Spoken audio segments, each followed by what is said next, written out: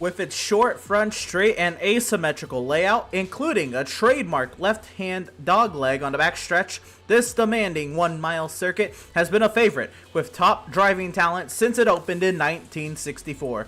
Tonight, we're at the virtual Phoenix Raceway for the 5th round of 22 on the Outlaws Sim Series Gunman truck schedule. 165 laps are scheduled for the unique 1 mile, and the action is coming at you live on Pit Stop TV.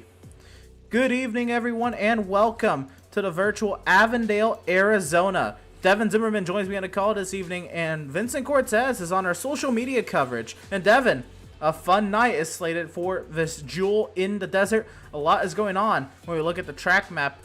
When we look at the track map, what can you tell us? And I want to go ahead and apologize to everyone. I am a bit under the weather. It's just a little summer flu that I picked up from my child. So I apologize for my voice and if I cough at all. But know that I'm all right. But yeah, we look at the track map here. It is the pre-2019 track map. So the start-finish line is actually not where it is today. It's pretty much directly across the track from where it is today. And it's about 3 degrees of banking as you're going to come take the start-finish line into turn 1 and 2. And it's about 10 to 11 degrees of progressive banking. Sorry about that. But it's not really going to affect anything. You want to be on the bottom in turn 1 and 2. That's where you're going to get the best line and the best run off the turn, because the trucks will get tight off of turn 2. Then you want to have that open dog leg. There's 10 to 11 degrees of banking on the actual track racing surface, but you can cut that dog leg as much as you want, because that whole open end there is wide open. So we're going to see a lot of guys cut it. And it's going to be very interesting as they make their way into turn 3, where there's a very, very flat surface of 8 to 9 degrees of banking. Now, turn 3 and 4 is a little different. It's a little less banking, but you can run about a lane up to help your exit off of turn 4. As it does get a bit loose. So you want to kind of maybe drive in a little higher, come off a little lower, and get that run down the front stretch towards the start-finish line. But it's going to be very interesting again with that open dog leg. I'm excited to see it, and I know you are too, Emerson. Oh, absolutely. That open dog leg, it can really change this race around, really. We think back to last season, and of course, they were Xfinity Series cars, but we ran the legacy version of the track. There was grass. There was no cutting down there. And it made you really have to work to make an overtake into turn 3. You really have to set it up very nicely out of 2 and then not lose any of that speed by maybe a little bit of dirty on the dog leg. Now, again, I mean, this is a short track. It's a fast short track at that, though. I mean, they're traveling at well over 160 miles per hour getting into turn 3. But that open dogleg can really prove to be a lot of fun, as we've seen in the current version of this racetrack that's not on the iRacing service just yet.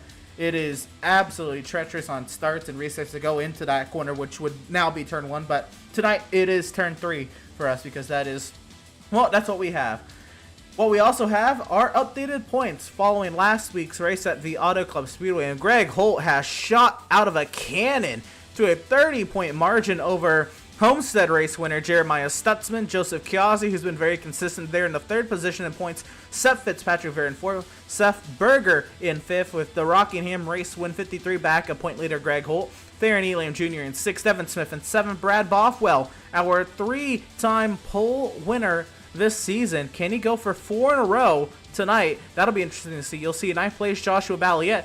He is not in the session. He's most likely not running tonight, because right now he's currently on the other Pit Stop TV broadcast that's going on right now, the KRZ Sport Tour at North Wilkesboro Speedway. He qualified 17th, and they've had a little bit of a trouble to start that race. A lot of yellows at the beginning, so we'll hopefully they'll clean it up. Hopefully we'll see Malico fighting his way towards the front there, but right around mid-pack from where he started there in 9th place at the moment. Right now, 9th in points, though, 77 back. That's going to drop today if he does not show up today. Kevin Thompson there in 10th, 78 points back. Devin? Yeah, and then we have Jason Miz there. He is a race winner, so he is locked in, but he is sitting in that 11th spot, dropping back ever so slowly, and he, may want to pick it up because he's getting close to the being out of the top 20 there. Is really, really tight still. Joshua Landfox is in 12th. He is 83 points back, tied with Jason Miz there. On the bubble is Tyler Markle, who had a little bit better luck last week, but he is running into some tough luck at the beginning of the season. He is 86 points back of our leader, Greg Holt. 3 points back of him, just one spot out, is Cody Vreeland. And then tied with Cody Vreeland in 15th is Andrew Pratt. James Gilliard is 98 points back of our leader, Greg Holt. He is in the 16th position in points. 17th is Matthew Setzer, 102 points back of Greg Holt. 18th is Kyra Lingerfeld, and 19th is Joshua McClune. Both of them are 108 points back of Greg Holt. And then rounding out our top 20 is John Mickey. He is 1 point back of the 19th spot, and 20th there, and 109 points back of our leader, Greg Holt. And so that is the top 20 in points right now. And again, that cut line, 3 points separates Tyler Markle and Cody Vreeland. And we don't know where that cut line is going to be by the end of the night because Joshua Balliet not in the server right now because he has his other commitments with Cars Esports Tour right now. So we'll see how this all shakes up following today's race at Phoenix Raceway. And again, the first real short track of the season. I say real because Rockingham, you can definitely say it's a short track, but because it's classified over a mile, technically it's not a short track, but it totally races like one. But the first really classified short track of the season, Phoenix Raceway, Devin, under the lights, Gander Outdoor Trucks. How you feeling? Yeah, it'll be interesting to see how these drivers do on this track. It's a very different setup of a short track. I mean, I don't think personally that it drives like a short track that Phoenix does. It drives like a mile and a half, just because you have that open dog leg and everything. It's very, very interesting track, very technical track. You have to put your truck exactly where you need it. Otherwise, you're going to lose a lot of time or you're going to end up in the wall. And definitely don't want to do that tonight. There is a little bit of close quarters, especially into turn 1 and 2. But yeah, it's going to be a very, very fun race to watch. And I'm excited to see how these Outlaw Gunman Truck Series drivers are going to handle it. Absolutely. So, we're still here in practice right now. 19 minutes left in the practice session. We're going to step aside, and on the far side of this break, we'll pick up with pre-race interviews with a couple of these drivers heading into tonight's very anticipated first short track of the season. You don't want to go anywhere. Avondale, Arizona's ISM Phoenix Raceway coming up on the far side.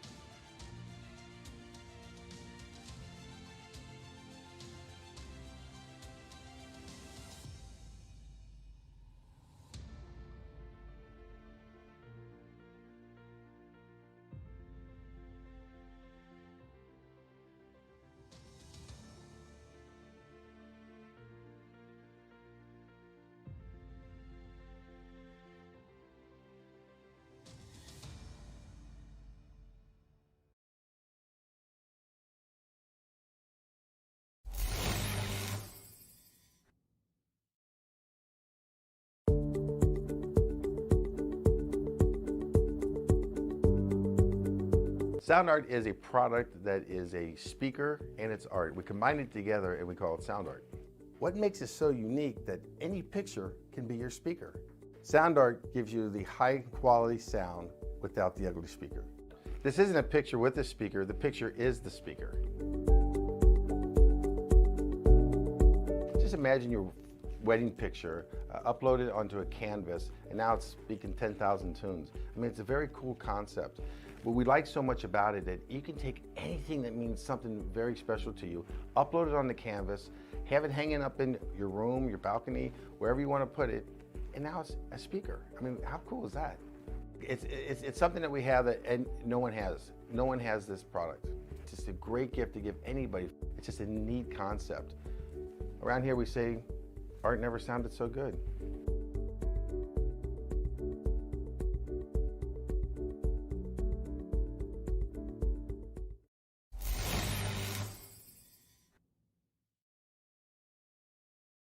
Have you found yourself trying to hide your joy because you're unhappy with your teeth? Your smile is the first feature noticed in an interview, on a date, or in family photos. We want you to be able to shine bright as your best self, and our teeth whitening system is the perfect step toward restoring your confidence.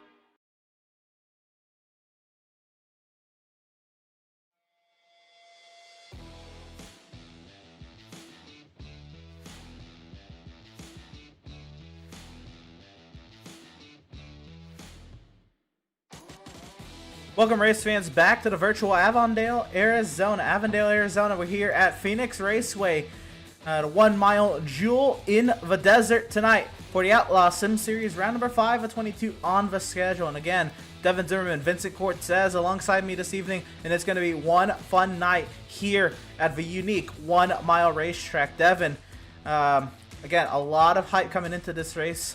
And I absolutely cannot wait. But first, we got to shout out our partners here at Pit Stop TV. And, of course, we have to shout out Tucson Sound Art. Of course, your picture, your music. You provide the image that you want, and we will custom create a beautifully framed, high-quality canvas with a built-in Bluetooth speaker. With Sound Art, you get the best of both worlds. Visit TucsonSoundArt.com for additional info and use promo code PITSTOPTV at checkout and receive 10% off of your purchase. Ever wish you could have a race engineer on speed dial? Well, now you can, thanks to RacePace, a driver development service and setup shop all in one. Work with Tyler, a real-world race engineer, to step up your game before your next race. Pick up pace with RacePace. When it comes to your appearance, you deserve the best care that money can buy. With locations in Auburn, Lewiston, Naples, and Saco, Maine, Permanent Makeup and Cryo in Maine owner Ashley Boyer is a certified micropigmentation specialist who provides professional, safe, and personalized services. You can contact Permanent Makeup and Cryo in Maine at permanentmakeupinmaine.com. You can call or text them at 207-358-8683. Of course, got to shout out our friends at BAM Racing Videos by a Race Fan, for the racing community, and Whiplash Media, which specializes in various sim racing resources including paint schemes, stream overlays, iRacing camera packs, and more. The official graphic and camera provider of Pit Stop TV. And make sure you go to www.pitstoptv.com, where you can grab your iBroadcast cameras today. And now that we've shouted out all of our partners here at Pit Stop TV, take a look at the practice time, 7, and it's Greg Holt top of the charts. But you see that guy in third place, Kyle Lingerfeld.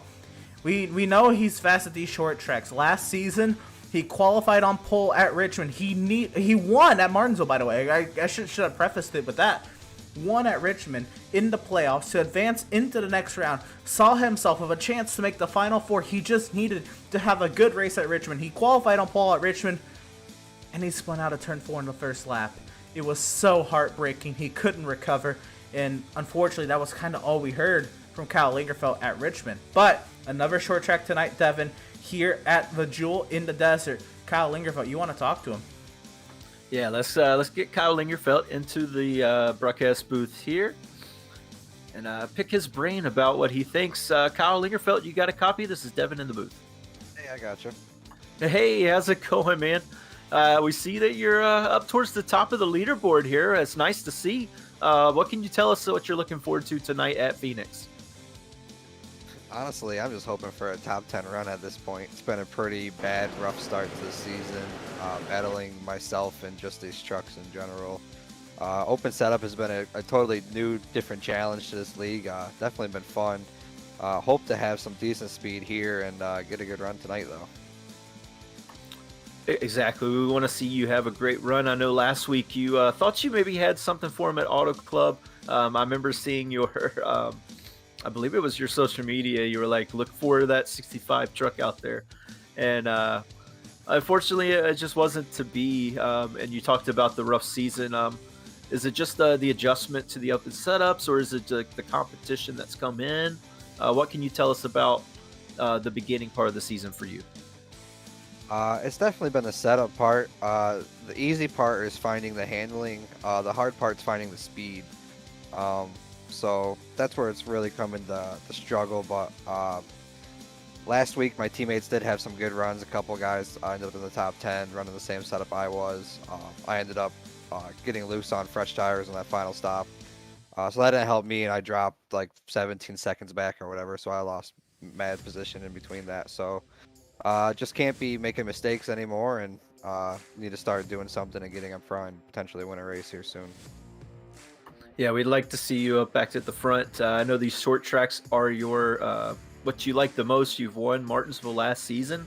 What else are you looking forward to for the rest of the season as we're going forward, as far as adjusting to the setups more and all that? What can you tell us what you're looking forward to getting forward into the rest of the season?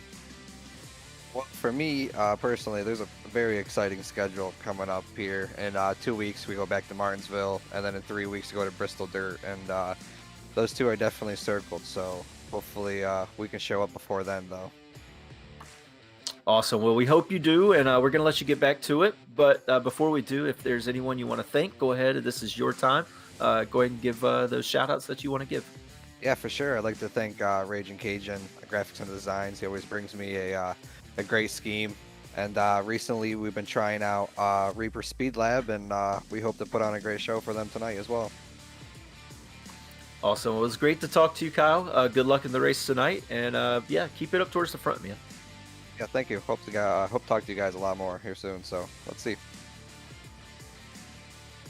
And that was driver of the number 65, Kyle Lingerfeld. The guy I want to talk to is actually going to be his teammate, a driver who's up there in the point standings inside the cut line now, and fourth on the practice charts right now, driver of the number 66, Mr. Joshua Land Fox. Josh, very quick truck. You're stringing together some runs here early in the season. What's your I guess mindset heading into tonight? Save tire, go for a long run. I haven't really thought about this race too much, honestly. Kind of been busy all week, but hopefully we can bring home another top 10, make it 4 in a row. Well, if not this race specifically, when you come to Phoenix, a high speed, very flat, short track. What do you think of this track? What do you think about your chances just in general?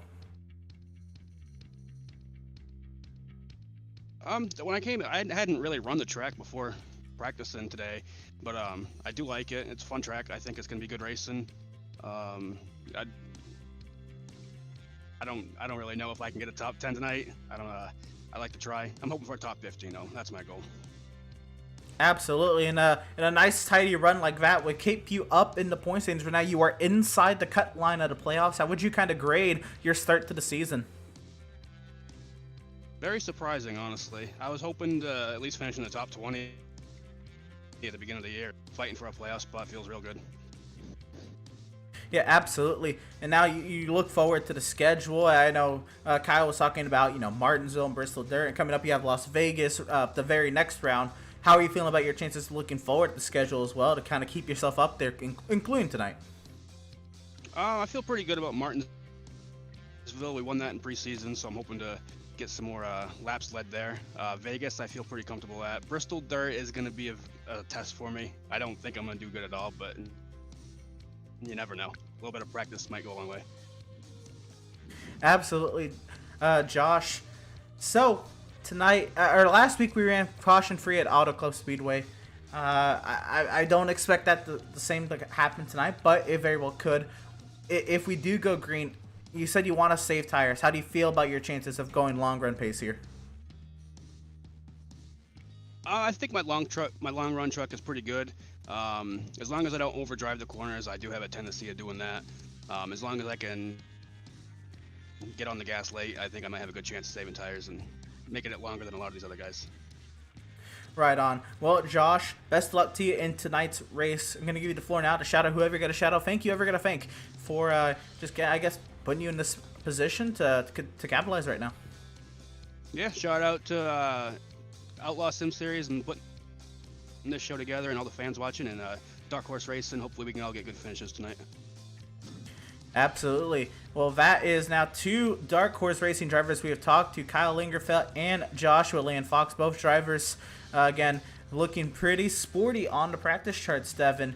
And when you look at that, you know, they call themselves dark horses, and rightfully so. I think the only winner out of that group, winners out of that group, Tyler Markle, who won the season opener last season, and Kyle Lingerfeld, who won his one playoff race last season at Martinsville. A lot of drivers are hoping to kind of rise to the top at these tracks to kind of take a little bit more skill than it does setup. Yeah, they're definitely going to try and do that tonight. You see him at the top there.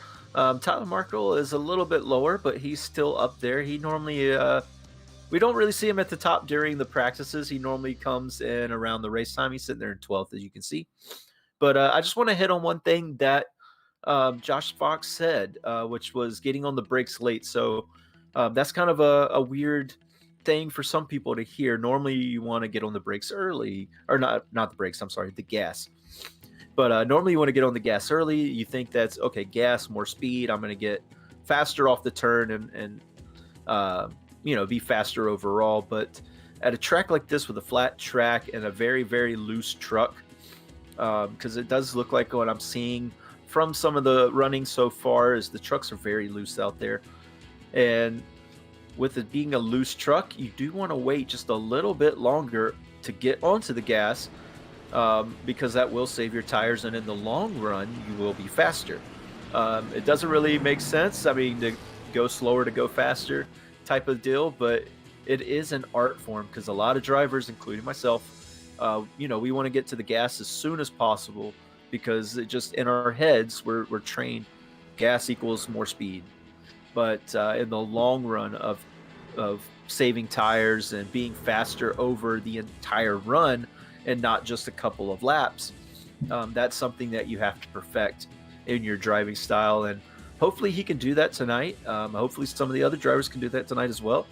It is a hard thing to do. We'll definitely see that if we have these long runs. We'll see who came here for the short run and who came here for the long run. Absolutely. So you mentioned one of the drivers down there as well, Tyler Markle, a little bit down on the practice charts, but he's sporting a new look tonight, Devin. I want to see what you can get out of this driver and see what he has to say about it. I'm not in disco. Oh, hello. Ooh, sorry. What's up? Hey, how's it going, Tyler? How you doing tonight? Good. How are you guys?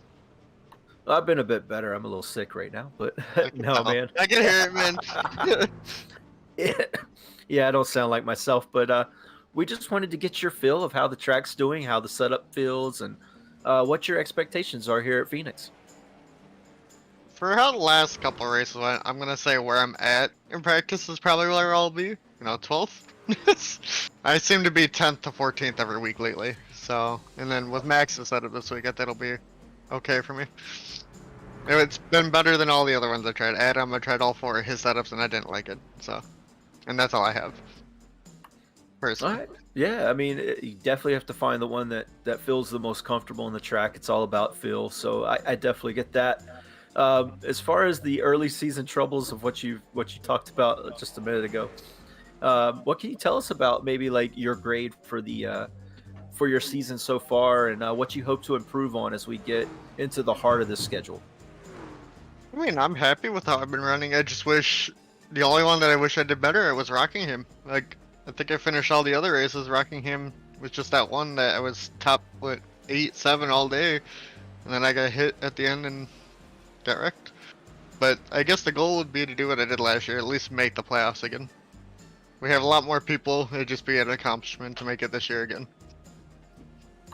Right, and I definitely understand that. There's definitely a lot bigger driver pool, which is exciting to see the Outlaw Series growing, the Outlaws Sim Series growing here. But as far as with the going forward and all that, what tracks are you looking forward to coming up here in the future? Let me pull that up. I personally like road courses, so I'm excited for that. I think we have only 2 or something. We got Watkins in a couple of weeks. I think Dirt Bristol will be fun. I don't know about the next 4 races on how I will do. Vegas and Dirt Bristol are like, eh. Martinsville will be fun, but I still don't, like, I did okay there last season in the playoffs. Dover I'm excited for, but that's still a while away. Yeah, Dover's pretty fun, and like you said, the road courses, you do tend to be very good on the road courses. And, excuse me. But, yeah, I mean, definitely have some speed in that truck, and we want to see you keep up at the front. And we're going to wish you luck the rest of the way, let you get back to it before qualifying here. But first, if there's anyone you want to thank for anything or shout out any names, this is your time. Go ahead and take the floor. Well, thank you for my paint scheme this week. I appreciate that, Devin. Because I put Thank that you. truck on. We are racing that this week here. And then Emerson's League is also on there. Unfortunately, I didn't make it this past weekend, but I ain't gonna make it this weekend either because I won't be home. But shout out to your league, Emerson. And other than that, thank you for friends and family, and I'll see you guys in the race. Awesome. Thank you, Tyler. And we'll let you get back to it. Thank you. Have a good. Oops, and that was driver of the number 42, Tyler Markle. And one more driver I want to bring in here is the driver who won at Phoenix Raceway last season. Though it was a legacy version of this track. It's kind of running there in the middle of the speed chart. They're now 15th quickest. But Max Service, you're coming to a track again that you've won at one of these configurations before. How are you feeling? Feeling okay. Not great. I made a little tweak to the setup, and it's certainly a lot better. I just can't really get a clean lap in on fresh tires here, or not lose the rear end coming off 4. But there's definitely more time in it than what's there right now. But overall, I'm pretty happy with the setup right now, and we're gonna hopefully run maybe top 5, top 10 all day. I'd like to win, but I don't think that's gonna happen. I just don't think it's quite good enough to win.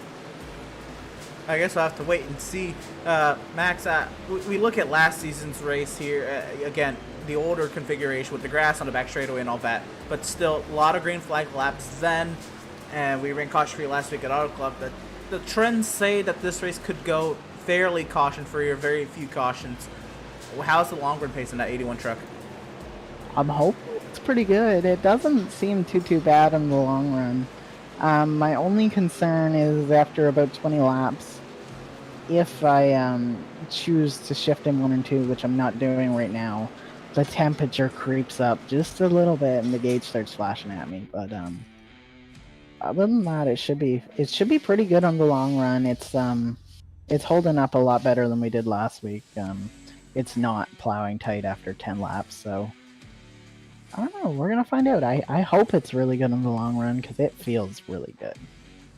Well, that's what you like to hear. All right, Max, so the session is now ticked over to qualifying, so real quick, we're going to give you the floor to shout out whoever you got to shout out, thank you whoever you got to thank, and we'll let you get back to it.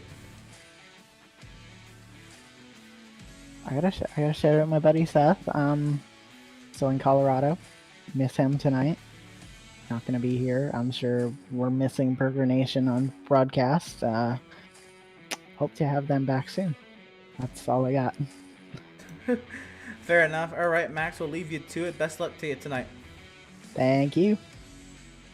And again, last season's winner at the Phoenix Raceway, Max Service, in that number 81 Chevrolet Silverado. We're in the qualifying now, Devin. These drivers are going to be going at it for that Pratt Tile and Sunpole Award. Yeah, they will, and I got to say, maybe the favorite might be Brad Bothwell again, although I will say Greg Holt did peep him a little bit here in practice. Greg Holt is on the track right now, so we'll be able to see what his lap times are going to look at. Looks like Devin Smith sets the first time.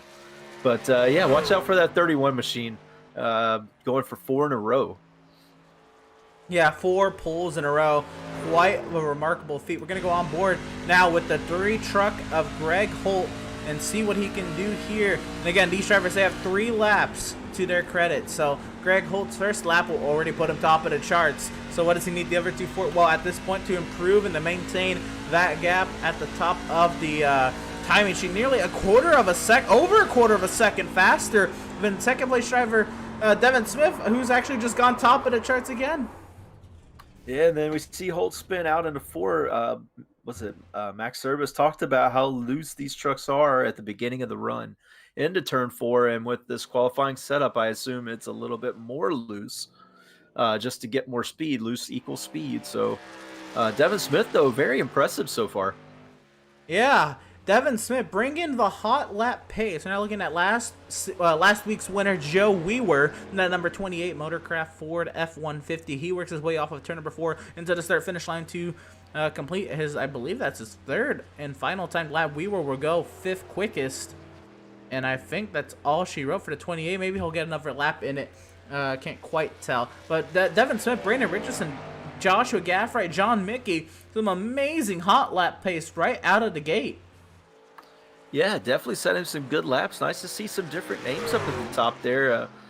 Just speaking of Weaver, he does drop one more position there down to, he pops up to 5th there after his next lap. But we just want to issue an apology to him. We got his name all wrong last week. We got it right now, and with a race winner from last week. And one thing that we saw last week that he's doing this week, he doesn't have a whole lot of single lap, hot lapping speed in the truck to necessarily go for the pole. But on the long runs, he always seems to have that truck dialed in. Looks like maybe he's going to do that again. We'll have to see. Oh, and around goes Brad Bothwell. There's Bothwell. That was his first timed lap, so that first lap will not be the credited lap for Brad Bothwell, but he's got a couple more attempts in that number 31, green number 31 Toyota Tundra. He will, I guess, reset, maybe make a setup adjustment before getting back out there, and that's, I guess, the beauty of a 3-lap, 10-minute qualifying session. Yeah, and you definitely, we saw there with Devin Smith as well. You tend to improve your lap times here. Your first lap's not as good as the next lap or the third lap because the tires are just going to heat up. It's nighttime. So you want the tires to heat up, get the grip in them. And also the truck will come to you a little bit, and then it will be perfect for maybe that third lap. Brad Bothwell's not going to have the luxury of the third lap, wrecking on his first lap of the last one, but here he is again. Let's see what he can do this time. The truck still looks a little loose there off of turn 2. Yeah, at this point, you're trying to get that thing up to speed, get the tire temps into it. Joseph Causey shoots up the 2nd quickest. Max Service slots into 4th. Kevin Thompson, 3rd quickest. Bothwell running high on his 2nd lap. Here he comes for his 3rd and final timed lap. Yeah, trying to get the speed down the front straightaway there, running a different line than probably what we'll see in the race. He's going to hug the yellow line. Oh, he pushes off the turn, it looks like a little bit. Cuts the dog leg, which you can do. Doesn't cut it as much as we see some other drivers do. Gets down onto the yellow line. He's going to try and hug it as long as he can. Wrestles up, washes up in the center of the turn, off the turn, up against the wall. It'll be top of the charts again! Look at that. No way! It's not over yet. There's still drivers to go and set times. But I cannot believe my eyes. It's amazing how well he is at qualifying. Brad Bothwell, 6 100ths up on Joseph Causey now for the first place starting position. Trying to go for that Pratt Talon Stone Pole Award 4 times in a row. But let's see if Tyler Markle, I mean, he wasn't too big on his chances today, but let's see if he can put in a decent qualifying lap. Maybe put his name up towards the front here. Yeah, Tyler Markle's going at it now. And one of the few drivers still yet to set times. We will see what Tyler Markle is able to do. Working his way through turns 3 and 4. And to the start-finish line, Tyler Markle is on his, this is now his 3rd timed lap. So that first lap, or that 2nd lap, I should say, could put him 22nd quickest. Trying to see what he can do. Yeah, it looks like he may have bobbled a little bit on 3 and 4, and that kind of upset the car and didn't allow the speed off the turn. Enters a little higher this time, gets down. He's going to maybe try to hug in the center of the turn. A little different line than what we saw Bothwell run. That 3rd lap is going to put Tyler Markle 16th quickest, and that might be it, or he might be able to get one more, maybe one more here. I want to give a huge shout out to Ryan Matthew, who just won the Cars Esport Tour season opener at North Wilkesboro in a crazy, crazy race that went on at North Wilkesboro. 33 cars. They're going to limit the rest of the season to 30 cars. So the biggest field on the season at North Wilkesboro, the season opener. Ryan Matthews will take the checkers there. But we have our own short track action going on tonight. Tyler Markle shoots up to 8th quickest. Yeah, very good lap that time for Tyler Markle. He seemed to get that truck dialed in the further it went along. Like I said, once that 3rd lap comes, the tires are in the temperature range that they need to be in for the maximum grip on this slick surface. And yeah, he definitely showed that, and that's it in his third lap. Jesse Adams getting up to speed now, working that outside in turns 3 and 4. Look at him get all the way down under the yellow line, trying to get all that speed under him in that number 55 machine into turn 1 once again. Jesse Adams, that first lap, or I'm sorry, that second lap puts him 23rd quickest, but here comes the lap that matters. Yeah, a little loose getting off of 2 there, a little loose getting onto the apron of the dog leg. That's going to hurt his time. We've seen 3 completely different lines in the laps that we've kind of highlighted. He kind of runs the middle and keeps it in the middle that time. Tyler Markle ran a little bit higher in, lower off, and then Brad Bothwell ran low in and high off. Very interesting to see. I think that's going to be a precursor to the race. Oh, Daniel Park! Oh, big hit for the 6 of Daniel Park. And that is going to theoretically end the qualifying session with 80 seconds left. Nobody else is really taking to the track now. It's not officially over. You still have to give everybody their fair shot, and we still have about 20 seconds for somebody to get out there and try to set a timed lap within the timer that's remaining. But at the moment, it's looking like Brad Bothwell just got his 4th consecutive pole. Yeah, and something that I'm seeing, Emerson, in the lap times right now, some of the guys who are up at the front on their in the practice times, 2 of them that we talked to are not up there. Josh Fox and Kyle Lingerfeld are the people who took to the track. They are our slowest qualifiers, and I'm very surprised by that. Well, as the timer has now ticked under 54 seconds, Devin, it is now official that Brad Bothwell, by 0.06 of a second over Joseph Kazi, is this week's pole winner. Yeah, Brad Bothwell will take home his 4th in a row Pratt Tile and Stone Pole Award. This is an amazing feat that he's accomplished, and more congratulations to Brad Bothwell. It is amazing to see what that 31 truck can do in this qualifying stint. He takes home the Pratt Tile and Stone Award. Pratt Tile and Stone serving Central Vermont since 2015. Or 2005, sorry. That's all right. We are now ticking over into the race session again. Brad Bothwell with that Pratt Tile and Stone Pole Award. What a job he did to achieve that 4 weeks in a row. I cannot believe it. I still cannot fathom that. But Devin, it is now time that we work our way down the starting lineup. And row number 1, it'll be, of course, the 31 of Brad Bothwell, the 88 of Joseph Kazi, 2 usual suspects up at front, in the early going of these races. Row number 2, it'll be Devin Smith and Kevin Thompson. A couple of welcome surprises to the top 5 there in row number 2. Row number 3, last season's Phoenix Raceway winner, Max Service. To his outside will be teammate in the number 10, Cody Vreeland. Row number 4, it'll be James Gilliard in the 33, Tyler Markle in V42. And in row number 5, it'll be Brandon Richardson in the 29 and Jason Miz in the 24.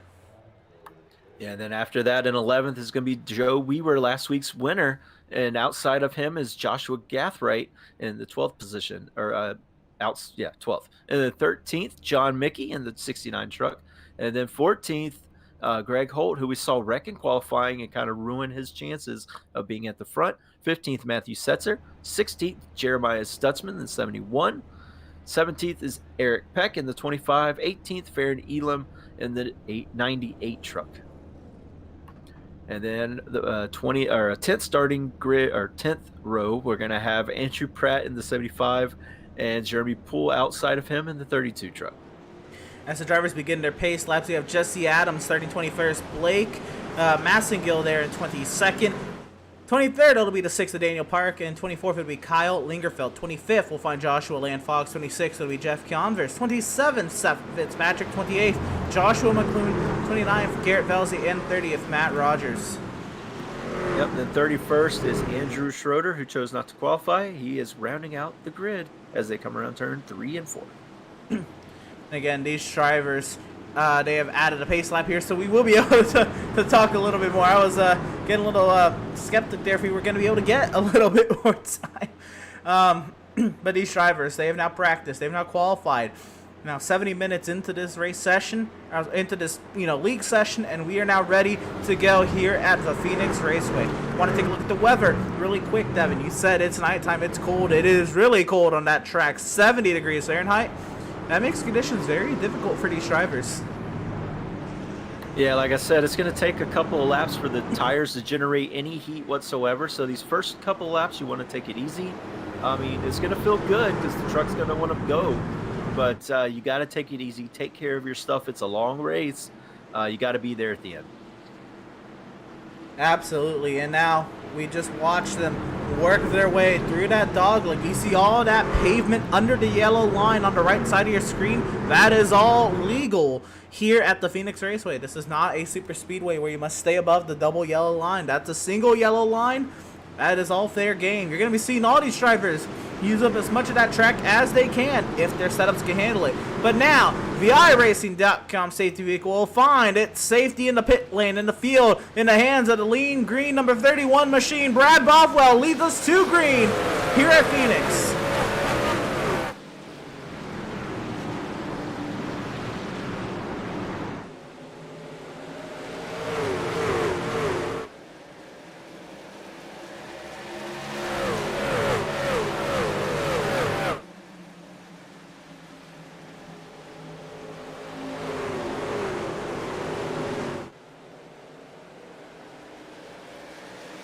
Side by side across the line the entire lap. They were side by side. Joseph Causey still trying to take the lead from Brad Bothwell. Bothwell led at the start finish line, but Causey will lead out of turn 2. Yeah, good run off of turn 2 from the 88 truck. He seems to have it dialed in early. Was able to hang it on the outside, which was quite impressive. Bothwell's going to enter a little higher into turn 3, though. Try and get the run off of turn 4. See if he can put himself back over, but we have a caution. Caution on the speed with Garrett Felsley. Big time damage, and that might be day done for Garrett Felsley if there is no faster pairs. Garrett Felsley's engine does not look too healthy right there. We're going to take a replay.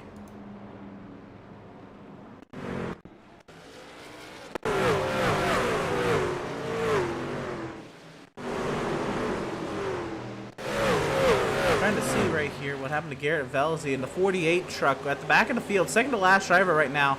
Very loose there at the center of 3 and 4. And, oh, there was a spinner up ahead of him. And, oh, you just couldn't avoid it. Big time impact there. The 25 of Eric Peck.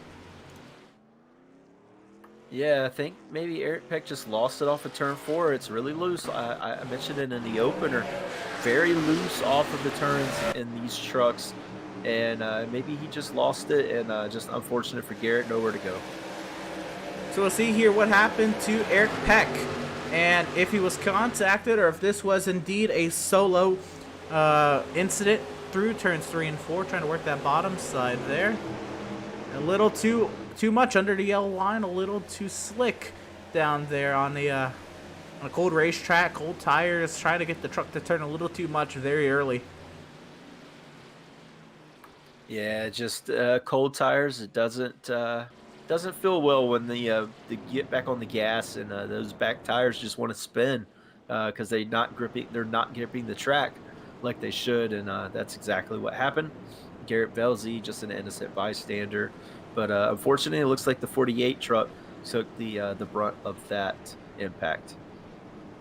Absolutely. Well, drivers on the pit lane so far in today's race: the 32 of Jeremy C. Poole, the 96 of Matt Rogers, the 18 of Joshua McClune, and the 98 of Farron Elam Jr. is on the pit lane for now an extended period of time. Is there damage on that number 98 machine? Let's see if we can get a better view of it. That truck looks fairly clean. Yeah, I'm not sure there. He takes off now. Maybe some minor contact with a wall, just thinking, okay, I'll go ahead and get it repaired early. That way, if there's another quick caution, I can get the lap back, and I'll be right back in this thing. Maybe not a bad plan. We just don't know how it's going to go the rest of the night. But definitely an interesting call from him to stay in and get that damage fixed, if that's indeed what he was doing. So it is confirmed Garrett Felsley is out of the session and his day is over. Cody Vreeland is in the pit lane, and Eric Peck at the back of the field. It says he's not stopped in the box yet. I can't imagine that this 25 took that much damage and didn't stop. Though it did look like Velocity kind of phased through him. So I don't know if that 25 really has any damage, but those tires were definitely lit up. But in a limited amount of tires for these drivers, Cody Vreeland is down and away in his bright blue Rocket Racing setups number 10 Ford F-150. Yeah, that's an interesting looking paint scheme there. I like the honeycombs on it. That's pretty cool. I believe we were getting our chooses right there, and there's a little bit of confusion back here. I believe Tyler Markle was 3 wide with somebody. Looks like it's all sorted itself out. So we are doubled up and getting ready to restart here. It is Joseph Kiozzi on the bottom side. Max Service looks to the top side after Brad Bothwell chose to, as the second place truck, to choose the bottom side. So we work our way through turns 3 and 4 once again for the first time behind the safety vehicle at race laps being counted. The first restart of the race as the iRacing.com safety vehicle will make that left-hand turn into the safety pit lane. It's Joseph Kiozzi and Max Service. We are green at Phoenix.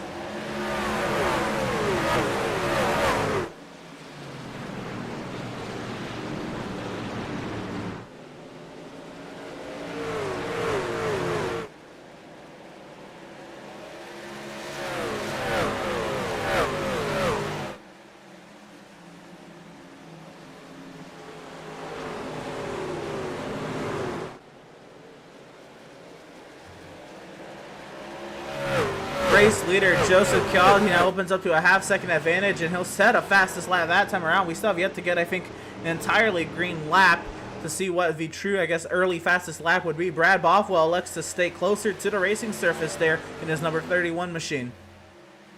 Yeah, it's definitely a different school of thought. Some of the setups are made to go down all the way as far as you can go, cutting that dog leg, and some other ones are not. You don't lose a whole lot of speed over the total amount of the run if you do that, as we see Brad Bothwell, who went the shallowest, or stayed up closer to the track than any other driver. He actually sets the fastest lap. So you do pick up a lot of speed on the second half of that little short shoot into turn 3 if you choose to stay closer to the track rather than cut the dog leg. But it's just a different school of thought and how you set up the truck. So that time by, Joseph Kiozzi was faster than Brad Bothwell, and there is a little bit of smoke there in turn number 1. I'd imagine a truck got sideways and was able to save their truck, and Matt Rogers is now spun out of turn number 4 all by himself. We will stay green. It looks like that might be the story of the night. Solo spins on these restarts just because of the cold tires, cold track, very difficult conditions. Now Jeremiah Stutzman falling down the running order a little bit. Yeah, he was having, he looks like he's having some issues, not able to get that truck doing what he wants it to do. I'm not sure if he maybe got loose off of 4, if it's just not picking up the speed off of turn 4 or off of turn 2. He's going to get on the inside now. I believe that is the 5 truck that's underneath of him now, looking into turn 3 or 4, and he's going to make it easily by him as they get off of 4. So the Homestead race winner dropping down the running order quickly outside the top 15 down to 17th position. Let's check in on a couple drivers we talked to. Kyle Lingerfeld, a couple spots up the road there in 15th, and Joshua Land Fox in 18th after they both started outside the top 25, I believe. And we got Tyler Markle now in a huge group right here with Gaff right, and I believe that's Holt and Richardson and Miz all in this little group. Yeah, some big fighting here as this is the battle for the 8th spot, 8th, 9th, 10th, and 7th, all right there together. Just a big gaggle there. Greg Holt not having the qualifying that he probably wanted, trying to fight his way back to the front. And yeah, he's kind of working his way through these cars. He's going to try and put his nose under Tyler Markle as they get into 3 and 4. I'm not sure it's going to stick there the way he wants it. Markle should have the runoff for 4, and he does. And he'll hold that position for now, but Holt is not going to let him get away. Close quarters racing even at a track as wide as Phoenix. Greg Holt trying to get to the inside, the quarter of the 42 truck, and try to have any say in this battle as they go side by side through the dog leg. That gets Greg Holt the advantage into 3, and he will clear Tyler Markle, but does Markle have a crossover? Does Holt defend it? Holt defends it well. Oh, sideways is Jason Miz! Yeah, was able to keep it off that inside wall. That's just the different lines. You got to do what your truck wants it to do. If you put the gas on too much, that's what's going to happen with this light as these rear ends are in these trucks. It's just naturally light. I mean, it is a truck. So he loses a little bit of time, but you saw there, Markle poked his nose back, tried to pull the crossover on Greg Holt with running that higher line in, letting him go, and then running lower off.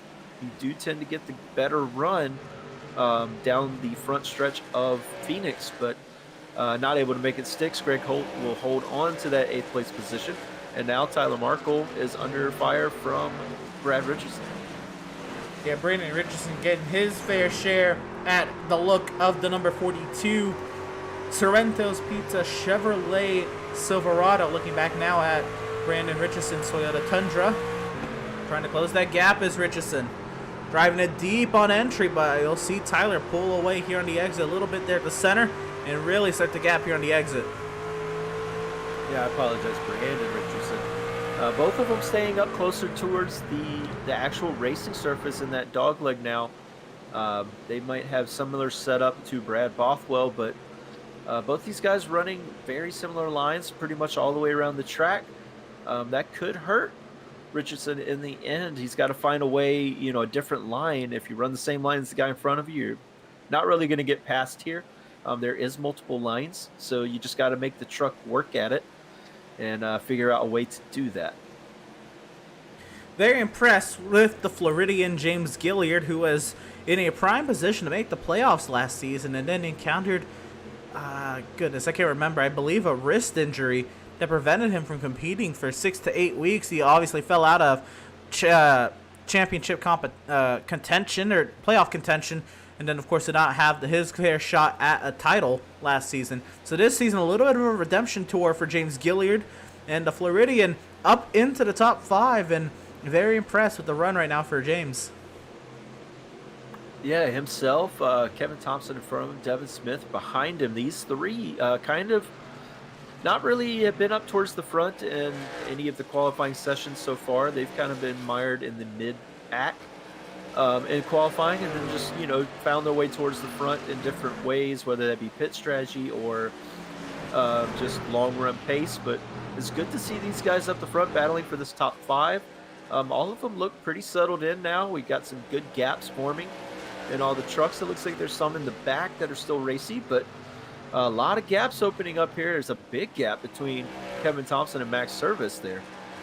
Right, and you mentioned Kevin Thompson there as well. He did make the playoffs last season, had a podium at a short track last season. If you recall, it was Lucas Oil Raceway, a very flat, wide short track. So Kevin Thompson running well here at Phoenix is not all that far-fetched. If you saw the race that he did well at last season, that pretty much leapfrogged him into playoff contention, and he eventually did make the playoffs. Obviously, not obviously, I should not say that, but he was eliminated in round number 1.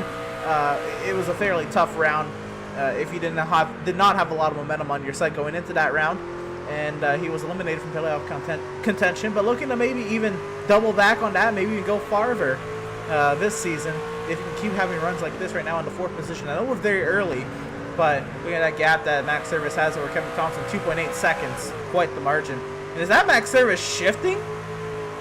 That's what I was going to say, Emerson. Is like we listen to that 81 truck as he gets into turn 1 and 2. And he does shift down into 3rd gear and is trying to pick more power up getting off the turn. This is going to be interesting. Let's ride along. Brad Bothwell right in front of him. Looks like Causey's getting already in lap traffic, but let's listen. Yeah, the telemetry there on the right side, you can see him right there shift right back into 4th gear. You see the RPMs overlapping with the gear right there, and that's what you're seeing here. And again, you think of shifting, maybe not in these trucks, but at the same time, these trucks are lowered horsepowered than the other NASCAR vehicles, the Xfinity Series vehicle and the Cup Series vehicle. These trucks lower horsepower. You need a little bit of oomph to get them out of the corner. And downshifting the third gear might be just that little bit that Max Service feels he needs. He's closing up on Bothwell, but can he keep the rear tires happy by doing this? Yeah, that's one thing that he was talking about when he was shifting down in the previous interview that you had with him. He was talking about shifting down was upsetting the water temperatures in the truck, so that's something we're going to have to watch as well. But yeah, the right rear tires, you can light them up if you do shift down. You just got to be careful. It can also transfer the load of where the truck balance is in the turn, so you can put a little bit more load on those outside tires, maybe burn those up. But it sounds like his throttle control is pretty good right now, and you can see he's gaining in on the 31 truck. We are 26 laps into this run, and he's still gaining, so maybe he's found something that truck really likes doing the shift down, and it's not burning the tires up, and his throttle control is just that, really under control, so he can stay and push for the second place spot. Absolutely, and I was talking to Balliet, a couple days ago, and he doesn't necessarily enjoy driving these trucks. They're so momentum based. He likes things a little bit more horsepower, even though he's up there in ninth and he's not doing too bad on the season, he really described the truck to me. Saying that it is very momentum based, and riding in fourth gear, you have to keep that momentum up to the center of the corner. Max Service is kind of negating a little bit of that by dropping it down to third gear, keeping the RPMs back up, and giving yourself that, like I said, that oomph out of the corner, but kind of throwing away that thought of having to keep the momentum up. Of course, you have to keep the truck straight and all by braking and downshifting. That's a difficult task in itself, but you kind of eliminate the maintaining momentum portion of running these trucks. Yeah, just a bit, but you also have to be careful with the RPMs that high. When you shift down, natural engine braking is going to want to slow you down even further. So pretty much when you shift down, you got to be back on the gas almost immediately to keep that momentum up. So it's still a bit of a momentum base, but you can negate it a little bit if you have that throttle control and that shift down pretty much at the perfect spot there. As we see, Greg Holt has made his way up to fourth. Yeah, Greg Holt has powered his way forward. And another thing I want to consider is, now we're getting into this green flag run. Do we see the potential? I mean, well, obviously, I guess we're going to need pit stops to get to the end. But when do we see those pit stops happen? If they're on 100% fuel, you have to think 100% fuel. You can think of the traditional fuel mileage at Phoenix, somewhere between 70 to 80 laps. One, do the tires last that long? Two, because these are trucks, and if you're doing what Max Service is doing, by the way, a lot of damage to the right side at number 3. But if you're doing what Max Service is doing in downshifting, what is that fuel mileage looking like in comparison to your fellow competitors? Yeah, so you're going to eat up a little bit more fuel than where if you were just going to let the truck coast, because you are shifting to a lower gear, so the engine wants to fire up a little more. It leaves a little bit more fuel. So I believe that 81 truck is going to pull up a 2-stop strategy, not try to stretch it. It's going to be a very hard stretch, even if you did to try and get it on 1 stop. I don't think that anyone could do it. But, we were proven wrong last week, so we thought people might do it, but they opted for the short stop. So we might see that again, where we see this race broken up into thirds. Something like that, maybe to try and keep tires under it, keep the overall speed of the race up. So we could see something like that where tire strategy is going to come back into play, whether it be maybe trying to make this thing running it all the way, maybe the first one, and then splitting the next one in half, or running it in thirds. Battle for the 6th position right here. Devin Smith up high, James Gilliard down low. Devin Smith trying to work that number 95 machine forward, and he does clear Gilliard. Gaffright also now in that mirror of the number 33, and this midfield again really starting to tighten up there. You see Jason Miz regrouped and brought himself back up into the mix, and he's bringing along Andrew Pratt and company. Yeah, he is having, like you said, he's having a decent day, keeping it in the top 10. Gaffright's making his way up there as well. Tyler Markle hanging on to that 9th spot, where he has Jason Miz right behind him. One thing that I do see, though, is our leader Joseph Cause is going to start getting into some of these heavier packs of traffic not too long if we stay green, and then that could allow possibly the second place or third place trucks of Bothwell and Service to maybe catch up a little bit. But right now he's at a 2.5 second lead and pulling away a little bit. Yeah, Joseph Kazi pulling away, and what else he did is, what I failed to mention, is that he's now won stage number 1. Joseph Kazi has. Stage number 1 occurred at the completion of lap 33 under natural flat conditions, and stage number 2 will be scored at the completion of lap 74, again, also under natural flat conditions. Joseph Kazi wins stage 1. This is now 3 laps ago, over Brad Bothwell, Max Service, Greg Holt, Kevin Thompson, Devin Smith, James Gilliard, Joshua Gaffright, Tyler Markle, and Jason Miz, the top 10. Yeah, it hasn't changed much in that amount of time. Like I said, these trucks are getting a pretty spread out. Guys are starting to get in their rhythms. Looks like that 88 truck is in the zone right now. Brad Bothwell, though, hanging tough in that second spot. Has put a little bit of distance between himself and the third place truck of Max Service.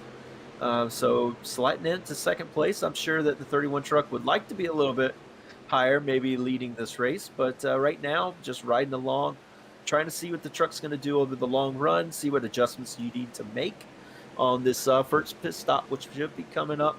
If you're going to do the splitting it in half, or splitting it in thirds, should be coming up here in the next 30 to 40 laps or so.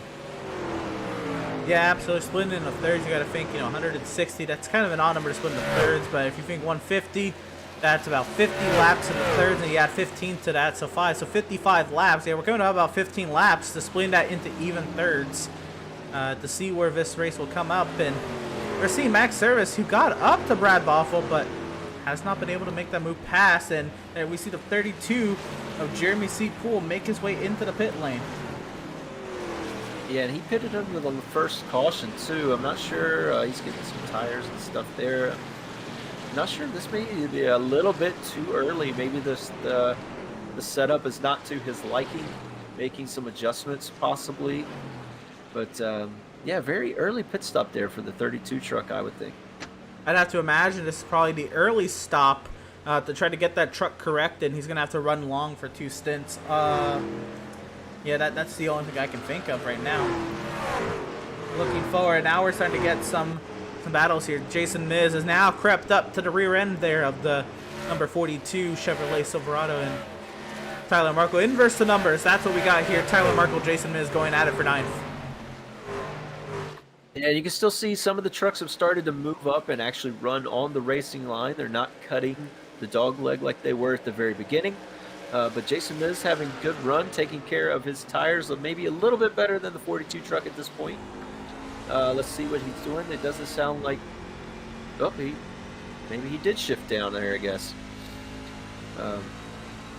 But yeah, some of these guys starting to shift down like Max Service was, it looks like.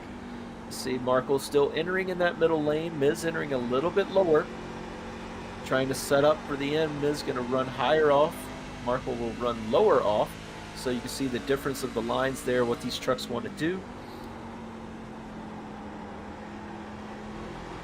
Yeah, I'm trying to listen. I don't know what it was. I don't know what happened. I think he tried it. Maybe. I think he just tried it. And he lost time to Tyler. You can see visually he lost time to Markle. So maybe he decided to think better against him. Maybe the truck's getting really tight. Maybe that right front is not too happy with him. And that would kind of provoke, well, I got to try something different before I just completely lose touch of this battle right up ahead between Markle and Gaffright, which is now really heated up. Yeah, Gaffright got by these guys earlier, but he seems to be dropping off a little bit. 42 truck going to look low as they get into 3 and 4. He's not going to be there, though. Backs off. Going to try and set him up out of 3 and 4 there, but Gaffright runs a little bit higher than Markle even through 3 and 4. Doesn't get it all the way down in the bottom coming off, but he still gets a nice run down the front stretch there, and that just makes it hard to pass here. Oh, sideways there out of turn 2, and Jason Miz also sideways. All these sideways trucks around Tyler Markle probably not making him feel too good about this situation, but you see Tyler not really overdriving the entry. He maybe gets there a little bit but he's not just hounding the entry, trying to get to Gaff right to your end here. He's taking his time. He's losing time vote to Gaff right at that as well. But I think Tyler's maybe prioritizing preserving that right front instead of trying to stay with Gaff right. Yeah, he might be losing that right front a little bit. He dives down onto the dog leg, cuts the dog leg a little bit. But yeah, he's losing a little bit of time. Makes it up, though, in the middle of the lap. At the end here, Gathright running that higher line through 3 and 4. Oh, Tyler a little loose off of 4, though. Battle for the third position heating up. Max Service now has company with the Performance Sim Sport number 3 Toyota Tundra of Greg Holtz. Look who's here, and Brad Bothwell holding his own in the second position. You know what? Every week that Brad Bothwell gets a pole, he's improved upon his finishing result of the previous week so far. Right now running second after running, I believe, 4th last week at Auto Club. If we can maintain that, what a run it'd be. Yeah, we definitely see him improve from that first pole at Rockingham where he just fell off a cliff. The truck just not set up for that long run at Rockingham at all. But we've seen it as we get later and later here, and he keeps winning these poles. The truck keeps getting better and better on the long run, starting to figure it out. And it's good to see that he has not only the short run speed, but also that long run speed. And someone who is loving the long runs, and he's made it known before, is that 3 truck of Greg Holt. A little loose off of 2, but he is right there battling for this podium position. Yeah, absolutely. Greg Holt, he caught right up to the rear end there of Max Service, but was not able to do much after that. Maybe the tires caught up with Greg. I don't know. Greg has been on a steady run through the field. It's also really tough to pass once you get later in the runs at Phoenix. You really have to set it up. If you don't set it up correctly, then it just makes it really hard. Passing in 3 and 4 is pretty difficult on old tires. 1 and 2 is kind of where you want to get the job done, but you have to set it up off 3 and 4. And you see there the 3 truck almost sideways coming off of 3 and 4. And that just hurts him in his run down to turns 1 and 2. And you see he's not able to get there, poke his nose under the 81. So we continue on, and again, if you're splitting it into thirds, that time to pit is on the horizon. We look around and we see where the battles have come up. And how about Seth Fitzpatrick poking his way into the top 10 around the 24, Jason Miz? Yeah, another slow, steady run, just preserving his tires and taking this long run for what it's worth. Seth Fitzpatrick making it happen. Not the best qualifying, but he works his way up. He's in the top 10. And looking to put the pressure on Tyler Markle, who's kind of been under pressure most of the night, but just kept his cool and kept his truck right where he needs it. And guys haven't really been able to get by him too easily. Yeah, absolutely. Tyler Markle, Seth Fitzpatrick, he started 27th, man. I mean, what a run it's been so far for Seth Fitzpatrick. Not only to mention he looks like he can get that 42 up ahead of him as well. I mean, this is quite the tear for Seth Fitzpatrick, and we're getting close. If you're going to split this race into thirds on making it right there, if he's going to take it even longer, we will see. But Seth Fitzpatrick right over the the left rear quarter of the number 42. Definitely as close as we've seen anyone in a good little bit here towards the front. Looks like he's a little better in 1 and 2. Did have to check up a little bit there as Tyler Markle was a little slower in the center of the turn, but 2 trucks going to have to run as they get into 3 and 4. Will he poke it? There he is. He's going to go for it. Wow, and you saw there, Tyler, I believe maybe he was trying out shifting. It didn't work out too well. Seth Fitzpatrick absolutely gets by, and Jason Miz now has opened the door. And you see there's a truck on the pit lane. How about that? Was our 3rd place runner, Max Service, trying to get a little bit of an undercut here and see what he can do of the trucks ahead of him. Yeah, we said who's going to take this, splitting it into thirds, who's going to try and go long possibly. Well, the answer's been given here. Max Service is going to be the first one to play the short pit, try to split this race into thirds, see what he can get on these new tires. Absolutely. So Max Service is down and away.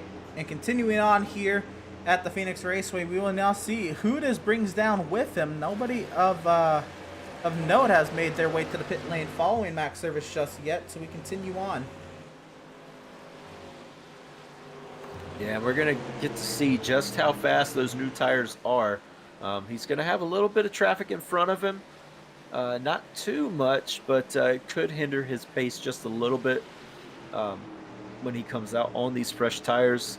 Good little battles here. This is the 7th, 8th, 9th, and 10th positions that we're looking at, and 6th as well with Gilliard there. But good little battles here for the back end of the top 10. These guys have been close all night. Yeah, absolutely. James Gilliard now trying to see what he can hang on to. We work our way through lap 58 of 165. Gaffright trying to go up high so we can cut down low. And we're seeing a grab bag of drivers seeing what they can run here. We saw Tyler Markle shifting in this pack. I don't know how many more drivers in this pack are shifting, but I do want to kind of ride on board and I guess listen to see what the strategies are.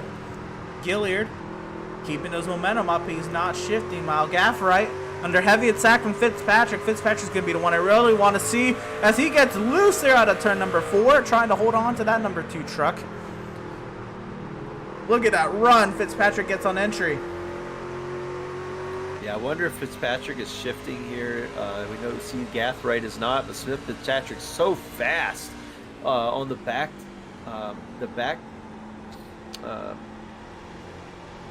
That back area of the track as they come around turns 3 and 4. Greg Holt is in for his stop. And down and away is the mainer. Greg Holt won 7 races last season, 5 of them at short tracks. Greg Holt has a lot of credit to his name when it comes to this short track thing. Andrew Pratt is in. Joshua Gaffright. Race leader Joseph Kiazi has made his way down the pit lane as well. Joseph Kiazi trying to see what he can do in that number 88 machine, as that gives the race lead now to Brad Bothwell. And we'll see where Bothwell ends up shaking out. Jason Miz into the pit lane. Jeff Converse into number 92 has worked his way down to pit lane speed as well. Yeah, and I want to see where the 88 truck comes out in reference to the 81 truck. It looks like the 81 truck was just behind him. I mean, he was quite a ways ahead of Max Service when they first came in. It looks like that still a little bit ahead, but maybe a little bit of distance gained, but probably not as much as Max Service wanted. Yeah, the gap is now 3.8 seconds between Kazi and Service, and I want to say, I don't know if that's just because how fast Kazi was, or I don't know if the short pit meant that much. It probably should have on these tires at Phoenix, but, you know, Kazi is amazing. I mean, there's a reason why he's ran up front. I believe he's led the most laps this season. Joseph Kazi just absolutely on a tear. Yeah, that 88 truck, we've seen it the last couple of weeks struggle just a bit, but tonight it looks like it's dialed in. It looks like he's got exactly what kind of setup he wants under it, and it's working to his perfection. He's already caught up to Brad Bothwell, who looks to be stretching this and trying to unlap himself here. My apologies. Greg Holt by far has the most laps led this season. I don't even know why I even made that comment, because it's not even close in Greg Holt's favor in that regard. Brad Bothwell, though, our current race leader, holding station with a 2.79 second advantage over Devin Smith, Kevin Thompson, Seth Fitzpatrick, James Gilliard, Tyler Markle, Kyle Lingerfeld, Joshua Fox, and John Mickey, with 10 laps to go in the stage. Pit stops for Brad Bothwell. Yeah, I'm not sure if he was just maybe driving it until possibly the 88 passed him, because that's exactly what happened as soon as he got past. He dives it in. We'll see where he comes out in relation to where he was. But that's going to give the race lead over to Devin Smith, who's taking it long as well. And also the that is not the 2 of Fitzpatrick. The 89 of Kevin Thompson's still right there with him. Max Service working his way past on his fresher tires, and at this point the advantage Max Service has is quickly dwindling. I mean, Max Service is out here now on 10-lap old tires. Yeah, I know that's still severely fresher than, 66-lap old tires, but that advantage MX Service has is quickly dwindling. Devin Smith now, he's staying out this long. I'd imagine maybe this is a play for the stage win. You have to think so, trying to get the stage win. I do know that these trucks behind him, like Joseph Causey, is going to be coming quick. I'm not sure they're going to catch him. I'm not sure that Devin Smith will have enough fuel unless he's been saving most of this time. It's going to be close, definitely. And at that point, if you can save that much, why not try to make it a one-stopper here? So we'll see what he does. I'm not sure. Maybe it is just for the stage win. As soon as he gets it, he'll pull it in. But very interesting strategy for the 95 truck here in the 89 for the end of this stage here. That, and maybe he's not even going for the stage win at all. Maybe he's just going to see how long he can go and maybe try to grab a yellow and trap some people a lap down, because right now the only people who were up front on the lead lap right now are Kazi, Max Service, and waiting for this pass to be completed. It's going to take a little bit, but now Greg Holt back on the lead lap as well. To only put 3 of the front runners back onto the lead lap if a caution were to come out right now. Yeah, it could be a strategy call too, just knowing that the difference of tires and how, it is a short track. Maybe you can get the caution and, get yourself a good position here if you do stay out. And it looks like that's what he's doing as we hit lap 70, I believe, or is that 69? Excuse me. Nope, that was 70. So as we hit lap 70, so about, I believe, 5 more laps until the end of the stage. Correct. We are going to lap 74, so we're actually coming around to 4 laps ago this time by, and Devin Smith, he's only 4 miles away from a potential stage victory with Kevin Thompson in tow, Seth Fitzpatrick, Tyler Markle, Kyle Lingerfelt, James Gilliard, Joshua Fox, Sean Mickey, Matthew Setzer, and Brandon Richardson. If these 10 can hold on, I mean, what a stage top 10 it would be. Yeah, it just definitely shows, these guys probably a little bit further back in the standings need some stage points to go their way tonight, want to stay out and do that. And then you see the guys who pitted a little early, like Max Service and Causey and was it Bothwell and all them, maybe trying to go for the actual race win, knowing that they have a truck that could possibly win it. So, guys just playing out their different strategies here at the middle point of the race. Very interesting to see. And here we go. We're getting close to the end of the stage here in this top 10. Dan Park has slipped into the top 10 now. This is a very interesting top 10 if it stays this way. Oh, absolutely. And Devin Smith. Dan Park into the top 10. Unfortunately, not getting the greatest of runs. I don't know if he's gotten a top 25 this season. Dan Park really struggling, but a stage point to his direction could definitely be a momentum boost. And we're not coming around to 1 lap away. I'd imagine these drivers have a fair shot at making it around on fuel, but they also can't run out of fuel on the track because there's no caution that comes out right afterwards. Right, and then this is it, the last lap of this stage. Causey just passes Dan Park there. He's going to be back in the top 10. But, definitely going to be an interesting top 10.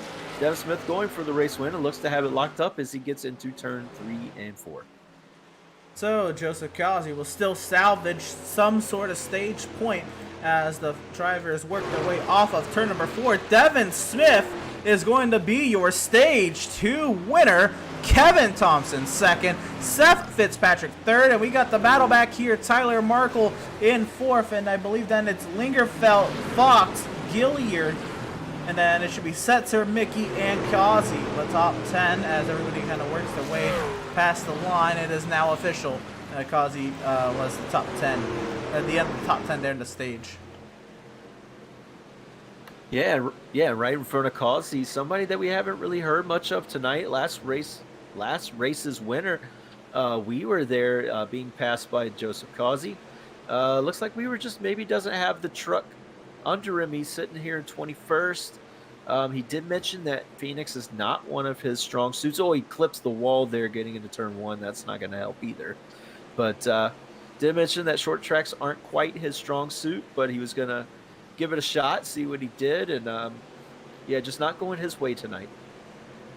Well, I'd imagine here comes a slew of pit stops with Fitzpatrick and Lingerfeld and Fox all coming in, collected their stage points, and they're coming in to top off on field. But I'd imagine at this point, yeah, go for that halfway, which halfway is 82. You have to help at a caution. If you can go to 84, you might have a fair chance at making it to the end of this race if you can make it to lap 84. Yeah, definitely. We did have the caution at the beginning. That helped out a lot, like you said. So, yeah, 84 is kind of the magic number to make it all the way on fuel. Definitely a lot of fuel saving, but it doesn't look like anyone's really going to be able to do it. Kevin Thompson's staying out, I believe, but I don't think he's going to be able to make it.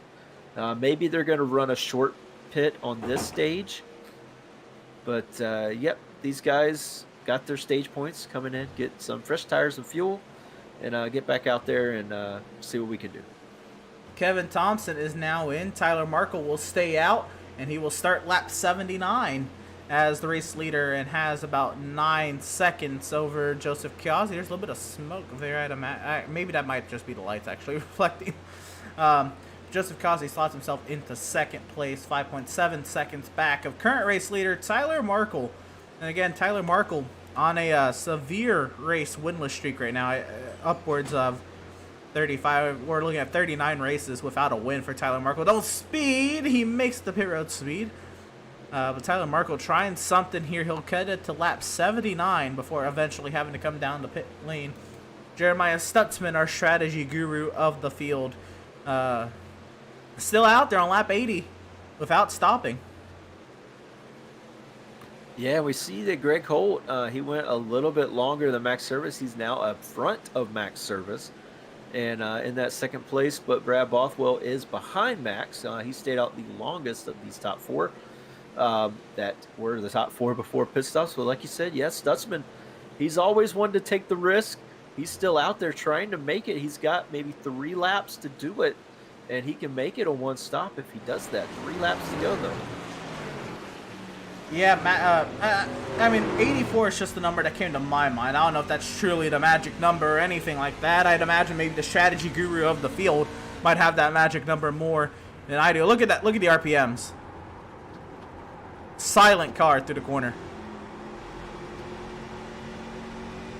Yeah, he's definitely babying it, trying to get as much out of it as he can. He's probably been doing it the whole race, to be honest, but yeah, completely silent through both turns here, both of the big heavy turns. The dog leg really doesn't count as a turn, so you got to kind of go full throttle through there. But very interesting strategy. Let's see if he can make it work. If he can, this is a very nice pickup for him. I mean, he's gonna maybe fall a little bit at the original pit stop, but I mean, at the end of the race, he might be the leader. And we'll have to say, I mean, he qualified midfield here, so I guess anything that's greater than 16th is, a not too shabby job.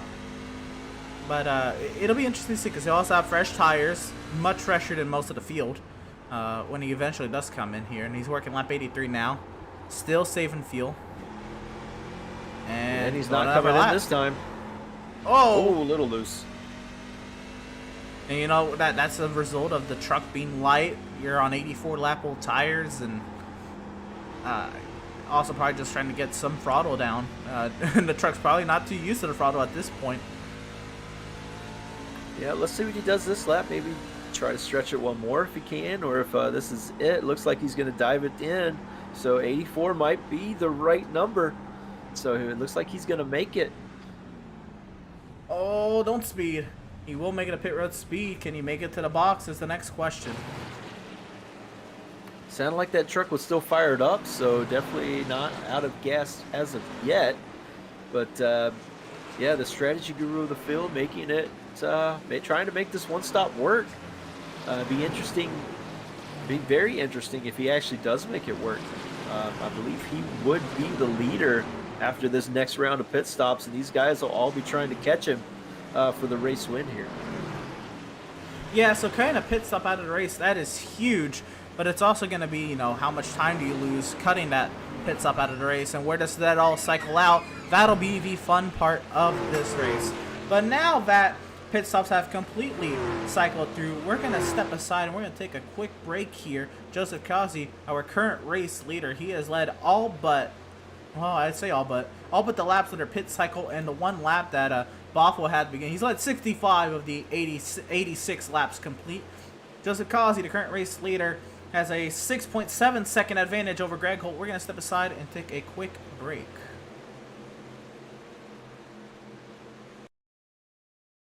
Have you found yourself trying to hide your joy because you're unhappy with your teeth? Your smile is the first feature noticed in an interview, on a date, or in family photos. We want you to be able to shine bright as your best self, and our teeth whitening system is the perfect step toward restoring your confidence.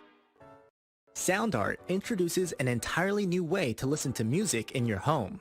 By combining the best of two products, a revolutionary high-fidelity, low-profile Bluetooth wireless speaker with beautiful artwork. Select from a library of artwork or upload your own photos to personalize your experience. SoundArt ushers in an era of invisible, beautiful, and amazing sound throughout your home and redefines your entire entertainment system. The need to reclaim your floor space and rid your home of unsightly speaker boxes that need to be bolted to the wall is now a thing of the past. Our canvas is printed on high-quality permalite by Breathing Color. And select from our gallery or upload your own. Standard sizes include 16 by 20 and 18 by 24 canvas wrapped. Custom sizing is available, as well as surround sound options.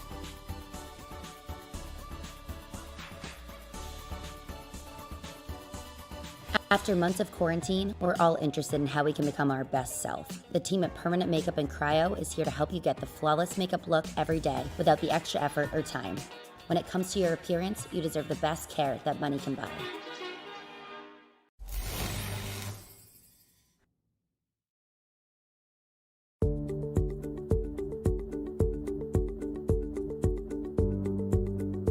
SoundArt is a product that is a speaker and it's art. We combine it together and we call it SoundArt. What makes it so unique that any picture can be your speaker? SoundArt gives you the high quality sound without the ugly speaker. This isn't a picture with a speaker, the picture is the speaker.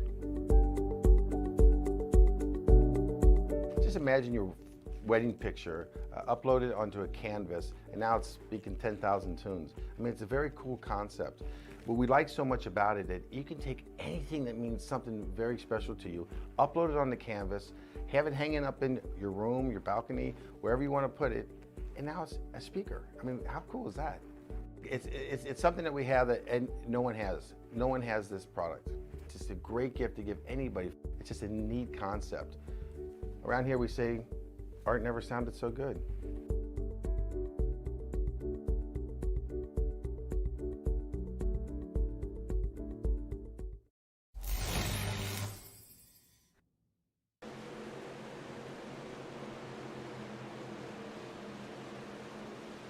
Welcome, race fans, back to the virtual Avondale, Arizona. We're here at the Phoenix Raceway. Joseph Kazi, our current race leader, by 5.8 seconds. If you were with us on the other side of that break, you heard me say 6.7 seconds. Joseph Kazi is being hunted right now by a hard-charging Greg Holt.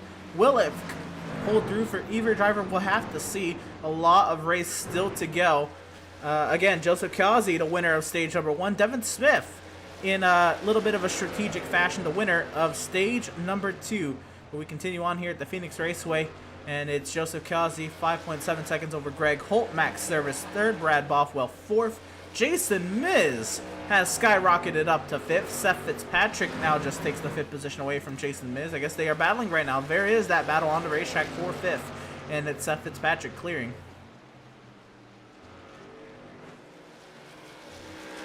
In that last run, and they have just unlapped themselves not too long ago, and running at the tail end of the lead lap.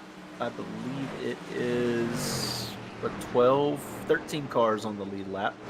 Converse just unlapped himself.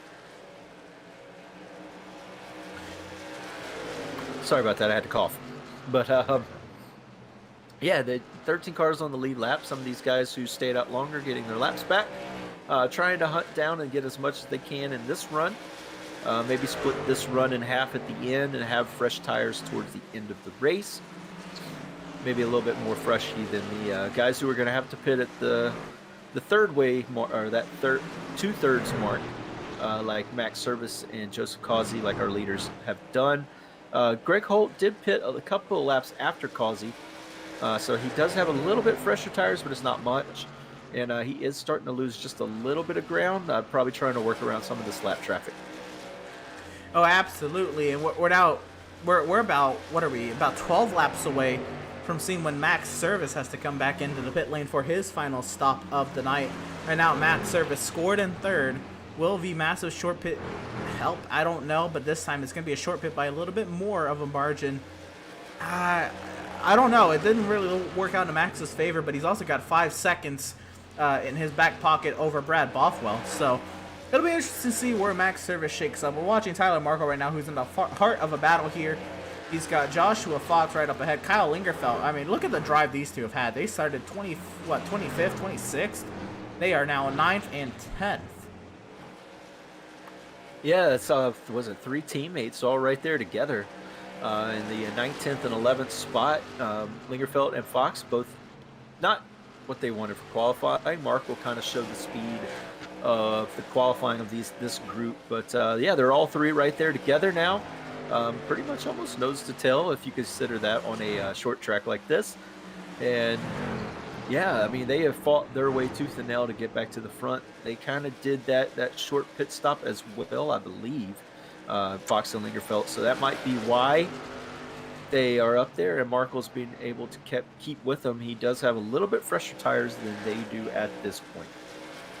Or, yeah, sorry, they all kind of pit at the same time. I'm looking at my notes right now. They all kind of pit at the same time. Markle, though, did pit 3 laps after them.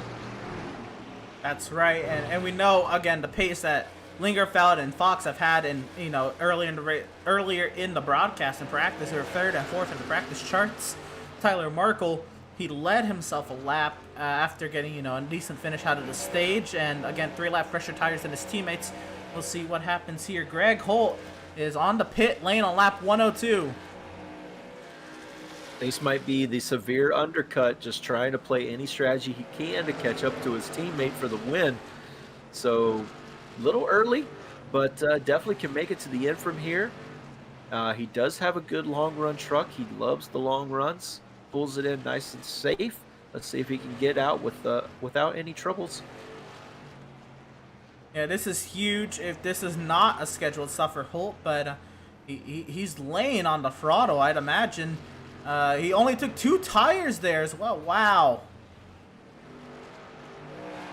Oh, interesting strategy call here. I mean, the left sides do not get eaten up as much as the right sides at this track. My apologies. That was a 4 tire stop. My apologies. Oh, okay. Well, still, you can pull a 2-tire stop here and make it work. You're definitely not going to be as fast for as long, but it is something that you can keep in your back pocket. Say if there was a late race incident to gain some positions. I've personally done it before at this track. I went from, I believe I was 10th at the time, went up and was leading the race and almost won. So it's something you can do, but you just have to have the truck under you to do it. And now we see that has triggered all of these other guys to start coming down. Yeah, Seth Fitzpatrick, Jeremy Poole, Jason Miz, and the most important, our race leader, Joseph Causey, has, pitted 1 lap after his teammate to cover off the undercut that that Greg Holt was maybe trying to make on Joseph Causey. Yeah, and the guy who came in first last round of pit stops, Max Service, he's still on the track. He's now the leader of the race. Maybe going to try and take this one a little bit longer and have the freshest tires towards the end. See if he can pull that strategy off. Brad Bothwell looks like he's starting to dive in. As we see, I believe that's Andrew Pratt pitting. Yeah, Brad Bothwell, and behind him is Joshua Gathright. I believe Gathright. Yep. So this has definitely triggered those early pit stops, and yeah, it's on from now. I mean, Max Service still out on the track, not coming this time. Gonna run it a little bit longer, see what he can get, and have the fresh tires at the end. Still looking back in the field though. I'm trying to look for was it Jeremiah Stutzman, our resident strategist, but Currently he's one running lap down. Yeah, 1 lap down in the 17th position, but you got to watch him for the end. We think he can make it to the end on fuel, and yeah, it's going to be very interesting to see what this end of this race brings. And Lingerfelt is now in, and well, the heartbreak here for Seth. I don't know if he was ever trying to win with after starting 16th. I mean, you're always trying to win. I should correct myself there. But Stutzman right now in 16th, 1 lap down. Joseph Kazi on the tail end of the lead lap in 9th. After all that has worked itself out. We continue on. Max Service, I'd imagine, is just sticking to schedule. No, he comes in on 1 lap 108 instead of 110. He'll bring in Daniel Park. Yep, so we'll see what these new tires, they're not going to be a whole lot newer than our leaders, but we'll see what these newer tires do at the end. He was keeping pace with Causey and with Holt towards the end of that run before they dived in for pit stops, even though he was 10 laps older. So we'll see what he does with newer tires. We got a spinner. Kyle Lingerfelt, and I'd imagine he's just trying to get it to pit road there. I don't know what will be made of that, or maybe he was just trying to flip it. But there he goes. He'll get back going. I'd imagine that's a solo spin, but we're going to take a replay to make sure. I don't see the field slowing down as if it's a yellow. I believe we're good to go. Devin Smith makes his way to pit lane, though. Maybe make sure he's in the pits before caution comes out.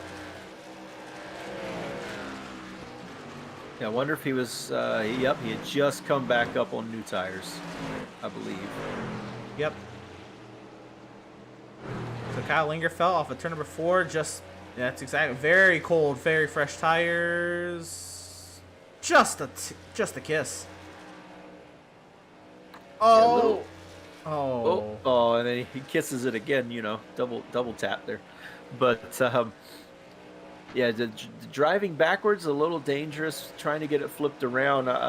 It looks like he was trying to get it flipped, but oh man, there's a big group of cars coming right there. That could have been very nasty, but luckily no one was involved. I'm glad Kyle was able to get it flipped around. I know he was just trying to not flip it around in the middle of the track and involve a lot of other guys, but still, I mean, that was just a very awkward position to be in. Very awkward indeed, and of course he wasn't trying to, cause any mayhem by it or anything. But you can't help but think when you're going the correct direction, maybe in a group of 5 trucks, and you see a truck coming the other direction towards you, you can't help but panic maybe a little bit. Oh, definitely, and you're not expecting it too. You can't really see around that wall when you're coming off of 3 and 4. It's kind of a blind, and so when they're coming around the turn, they see him. I mean, I imagine there was a couple of pucker moments, is what they call them. So I imagine there was a couple of those for some of the drivers that were on the inside lane there. But here's Brad Bothwell and Seth Fitzpatrick after they made their spots, along with I believe that is McClune. Is that McClune? I'm not sure. 89. Kevin Thompson. Kevin Thompson leads over Devin Smith. And I thought Devin Smith was coming down to pit lane. My apologies. He was just overtaken for position. Kevin Thompson went up and took the lead from Devin Smith. Yeah, these two have been around each other pretty much the whole night, been battling pretty good. They've been right on each other. So, I mean, Devin Smith is not going anywhere. He's right back on the back bumper. He backs up a little bit. I think is he out of gas? No. Or no, he's saving. I don't know, because of the lap he pitted, that it's even worth trying. I don't know. I mean, I guess you might as well try if you're on the strategy, but I don't know if it's going to work out for him. Yeah, I'm not too sure. Maybe you're losing the... I think was the Jeremiah Stutzman kind of, he's still, now he's 2 laps down. Or sorry, is he 2? No, he's 1 lap down. He's still 1 lap down and did not get in front of Joseph Causey after he pitted. So maybe you're losing a little too much time trying to save and do the 1-stop strategy. Maybe it is better to go for the 2. So Not sure exactly why he was cutting it off at 3 and 4. Maybe just trying to go and have fresh tires at the end. But yeah, we're definitely gonna have to see him stop. I don't think they can make it at all. Well, here's the next thing. Joseph Kazi, he's only 2 seconds back. He's getting ready to take the lead on the track from these two to absolutely derail the one-stop strategy that Devin Smith is desperately trying. I don't really see it working out now, especially with Kazi right behind. Yeah, and as much fuel as he's going to have to save, he's really going to have to cut the truck off, let it coast a lot longer than anyone else, and whereas Kazi can just push it full out, knows he has enough fuel to make it. He can run the truck like he wants to, and yeah, he's right on the back bumper now. Well, let's remember back to last season's race at the Legacy Phoenix Race Phoenix IndyCars. Joseph Kazi went for a wild ride down the front straightaway after an equipment malfunction. Coming back to Phoenix this season, looking for a little bit of redemption. Of course, has been up front quite a bit this season, but has not really had that raw, dominant pace. Joseph Kazi trying to change the tide a little bit. He'll power his way by the 95 of Devin Smith. Joseph Kazi, again, in that entire Performance Sim Sport group, they've been very dominant this season, just not have had the wins to show for it. They won, of course, at Daytona with Jason Miz, and well, that's about it. So they're trying to put another win in their column to maybe establish some sort of, I guess, status amongst their competitors. And I believe that was Kevin Thompson darting off into the pit lane, and that will officially seal the lead for Joseph Kazi. But again, Performance Sim Sport, they have the speed to like dominate these races, but they just have not been able to get the results. Whether it's at their own fault or, of a late race yellow coming out or something else in the mix or somebody else just being faster. Performance Sim Sport needs a little bit more momentum on their side. I know Stutzman's associated with them, but I don't think he's classified on their team. I don't quite know what the story is there, but speaking of Stutzman, this is Kazi putting Jeremiah Stutzman now 1 lap down. Yeah, Stutzman did get his lap back, but now he's going to go back a lap down. That one-stop strategy not working out too well for him. Unfortunately, I was hoping to see some fireworks at the end for Stutzman. I know he likes to pull some of these strategies out, and sometimes they work and sometimes they backfire. It looks like tonight's is not what he wanted. Greg Holt now fighting for the 3rd spot with Tyler Markle. Looks like he's going to get that as they get into turn 1. Tyler Markle again on older tires still. He's going to have to pit, as well as Devin Smith, who's still out there in 2nd place. But he is 5 seconds up the road from this battle for 3rd. Yeah, absolutely. And Tyler Markle, you saw in that flyby shot right there, you heard on that flyby shot, silent truck. Again, these drivers saving fuel, smoke through 3 and 4. I'd imagine maybe just the truck trying to get down the pit road speed, and right now that is we were traveling down the pit lane at pit lane speed there. There's number 28 machine, and a little bit off the pace on pit lane, 10 miles per hour off the pace. Exactly. So hopefully he makes it down to his pit box. I'm not sure what the problem was. was. Whoa! I just saw that too. There was a truck in the middle there. That had to be interesting for our leader, the 18 truck of McClune. It looks like he spun it around. No caution, but we'll take a look here on the replay. And it was the 18 of Joshua McClune, and same song. I mean, this is the 3rd replay we're showing of a turn 4 spin, but I'd imagine there's been a few more today that we have not caught or we have not shown. This is Josh McClune. Sideways in turn 4 and keep it off the wall. No, he'll eat the wall. Now he's sitting perpendicular to the racing line. He'll tow immediately. Yeah, just not a really good spot to turn it around. I mean, he could have maybe tried to back it up and kept it on the inside there. But with the damage and all that, maybe just not worth it at this point in time. The spin, though, right in front of Brad Bothwell. Had to be very interesting for him as he's still trying to fight Max Service for potentially this 3rd place spot after all these pit stops work out, if some of these guys can't make it. But they are a little bit of ways away from the guys in front of them who they're trying to catch. So James Gilliard has hit the pit lane. I want to give a shout out to our partners here at Pit Stop TV, like Tucson Sound Art. Your picture, your music. Use promo code Pit Stop TV at checkout at TucsonSoundArt.com for 10% off of your wall-mounted sound art device today. Race Pace setups. The Discord link will be at the end of the broadcast when we shout them out then. But Race Pace setups, of course, pick up pace with Race Pace, a community-driven setup shop and driver development program. Permanent makeup in Maine. You deserve the best care that money can buy. Of course, Whiplash Media, the official graphic and camera provider of Pit Stop TV, and BAM Racing Videos by a race fan for the racing community. And of course, Whiplash Media was hard at work tonight with 2 broadcasts. One was wrapping up as we were just getting started here at the Outlaws Sim Series, the Cars Esport Tour. Of course, that was Andrew Cardinale the 4th. Joe Donahue and Trey Shuttlesworth holding down the fort in virtual North Wilkesboro at the virtual North Wilkesboro Speedway. Ryan Matthew winning that race in a very interesting race, to say the least. There was 33 entries, and they're going to cap the field at that. They're going to cap it at 30 entries. But there was quite a lot going on in that race. And the slow truck off the pit lane there, I believe that is James Gilliard. Slow on the bottom side. Was there smoke there off of 1, 2 as well? Do we have a caution on the speedway? No, I don't think so. But a lot going on here. We're going to get a replay here and see what happened. Yeah, this is right in front of our leader, Joseph Causey. So he definitely doesn't want to see something like that come out with a big lead that he has. But let's take a look.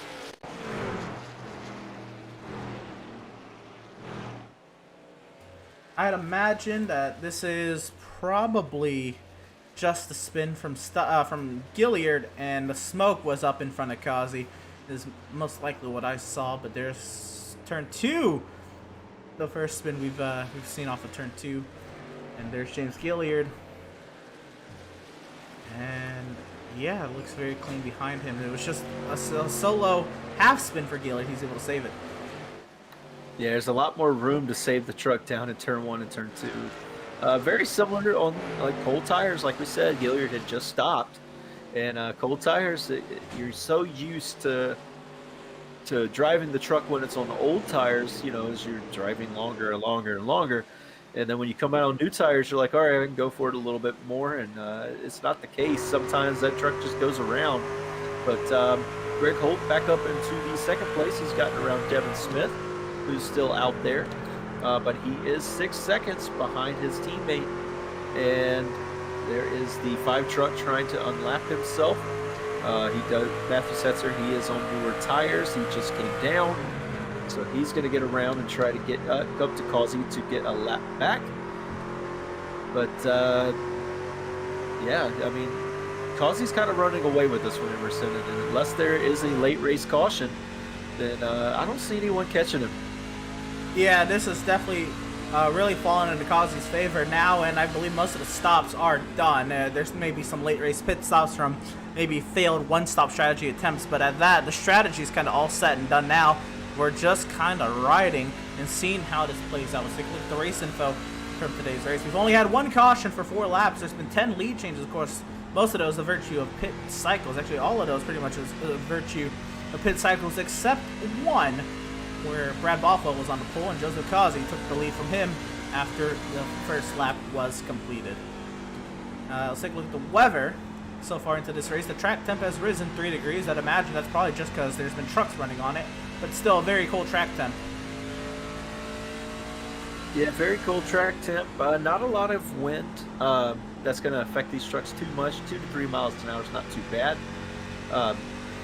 But yeah, the 95 truck and the 42 are still out there. Also, the 2 of Seth Fitzpatrick. They are on the... I believe Seth Fitzpatrick has pitted. Sorry about that. So yeah, the 2 oldest tires are...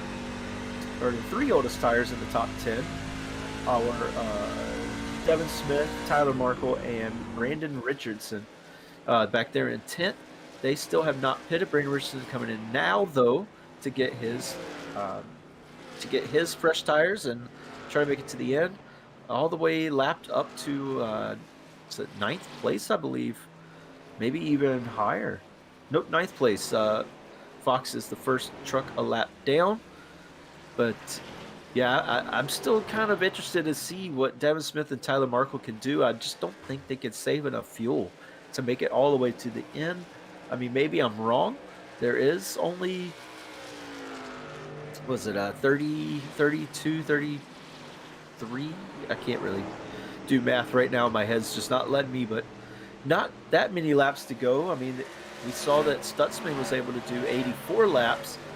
But I don't think these guys can do that. Well, right now we are looking, I believe, at 27 laps to go. Devin Smith right now trying to fend off right now. Max Service trying to secure himself a podium tonight. And again, the track he won at, last track he won at in the Outlaws Sim Series was the Legacy Phoenix race. I'm sorry, it was Legacy Texas back in race number 5 last season. Race number 2, though, his first win in the Outlaws Sim Series was at Legacy Phoenix Raceway.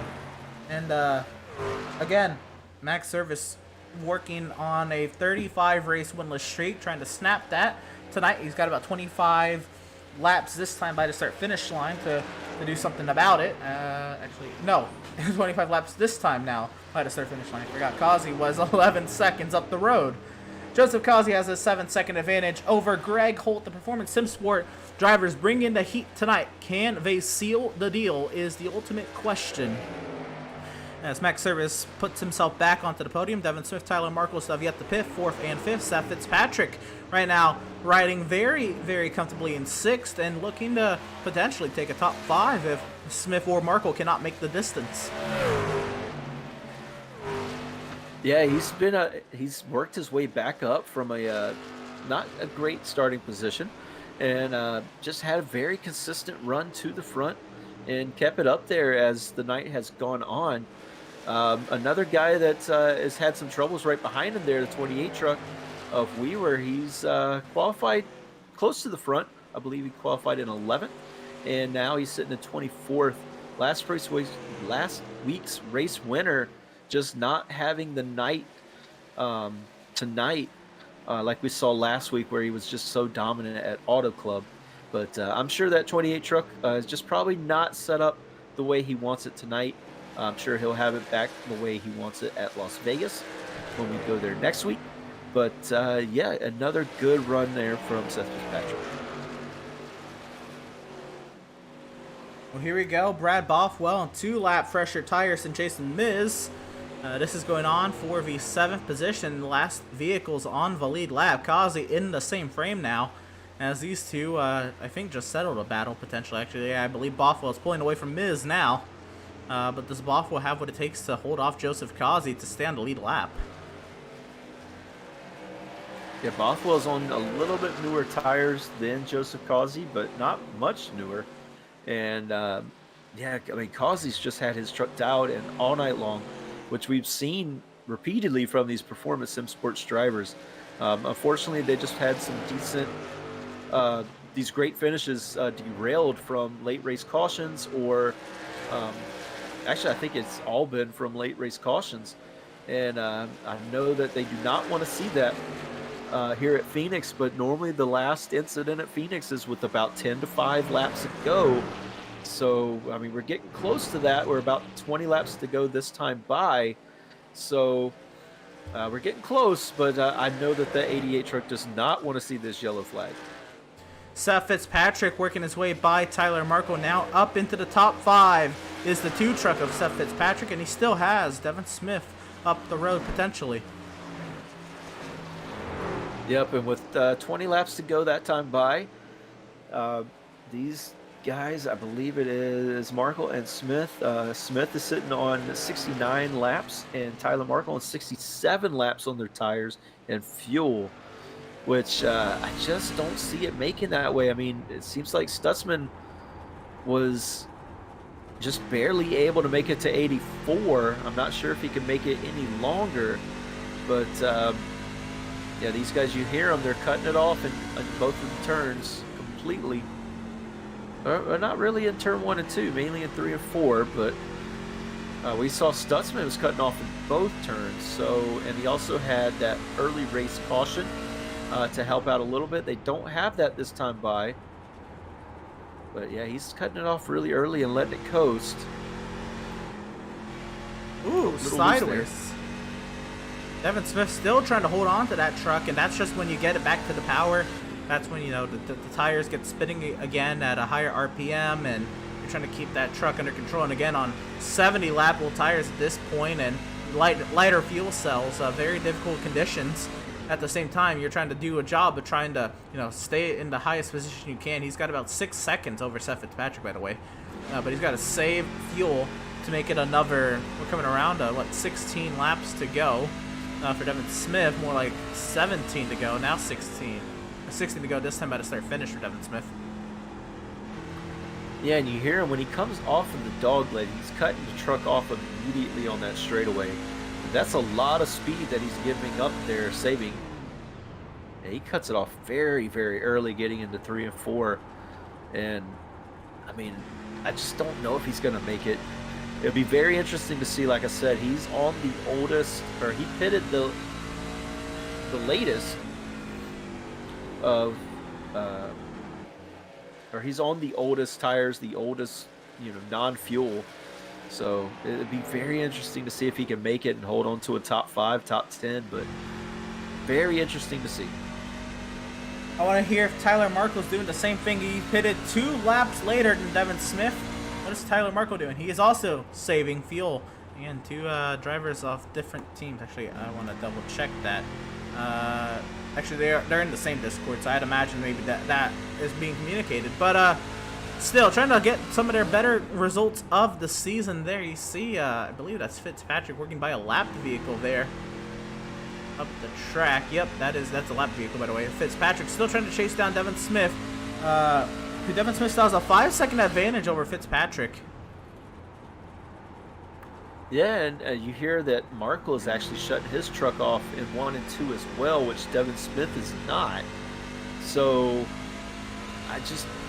with that happening, I just don't see the 95 truck making it all the way. The 42 truck, though, going to put forth the best effort to make it, but Brad Bothwell is right behind him, and Jason Miz behind him, and then Causey is both right behind them. So, going to get very interesting very quickly here at the end of this race. Again, a lot of minds at work here. Several different strategies. And most of the strategies played out, except for can you make it on fuel? And you see there, that's a mistake in the fuel-saving game. You don't want to jam the gas, or you don't want to hit the clutch before you're completely off the gas. That is a no-no. You really rev the car up there. That's a lot of fuel wasted for really no reason at all. That is a no-no in the fuel-saving game. Yeah, anytime you see those high revs, that's where you're going to be using the most fuel. So a lot of guys under caution, they'll they'll turn the trucks off, or if they don't have to save much, they'll just keep it in the high gear so the revs are lower, and that saves a little bit of fuel. That's also why we were saying that max service, when you're shifting down to 3rd gear, like he was in his runs, you're not saving any fuel. You're actually using more than anyone else, because most everyone else, it seemed like, was running 4th gear through 1 and 2. But yeah, definitely going to be interesting to see if these guys can make it. 10 laps to go this next time by, and I mean, they pretty much made their bed now. They got to make it. Absolutely, they have to make it, or they're gonna suffer big time. I mean, I'd say big time. They're gonna fall down to, well, if they run out of fuel and try to make it to pit lane, that could be a loss of 2 laps. That's down to 22nd. Speaking of 22nd, I guess would be now a decent little time for housekeeping with 9 laps to go. Causey with his, oh goodness, 6.5 second advantage over Greg Holt out of the race. Joshua McClune in the 25th position. 35 laps down. Cody Vreeland in the 26th position, 58 down, out of the race. Blake Massengill out of the race in 27, 67 down. Farron Elam Jr. in 28th, out of the race, 77 down. Eric Peck, 29th, 126 laps down. Andrew Schroeder in 30th, 133rd lap, 134 laps down. And Garrett Felsi, 33rd, 157 laps down. That is very unfortunate. Garrett Velzy was not able to complete the lap, and really not of his own doing, just nowhere to go. The truck sitting perpendicular across the racetrack. It's so difficult when you're in that scenario. Yeah, and you know, you work all the practice and get the setup and everything, and then that happens. Woo! It's Moose is it's Miz. ooh, yeah. But yeah, for Velzy, you know, you have that happen. It's very disheartening. You get so upset. You put so much effort and time into it, and it's just not working out for you. And you have something like that happen.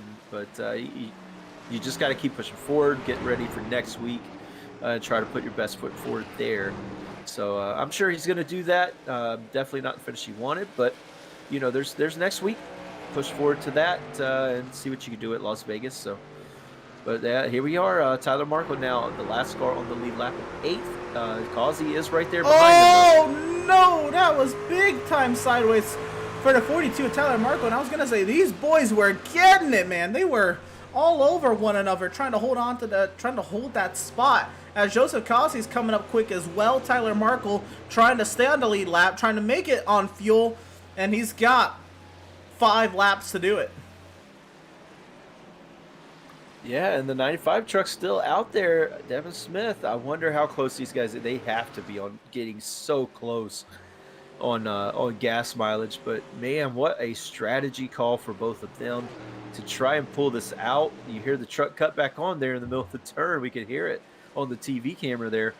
But oh my gosh, what 4 laps to go, 3 laps to go this time by for Causey, but these guys, you know, they're right in front of him. So, I mean, maybe letting that 88 truck by him, maybe he'll help him out here. Right, a less lap to run. I don't think that's all that bad. Tyler Markle could secure a top 10 if he's about a lap short. Let Causey by. Coming around to 3 laps to go this time by the start-finish line. Tyler still trying to stay on that lead lap.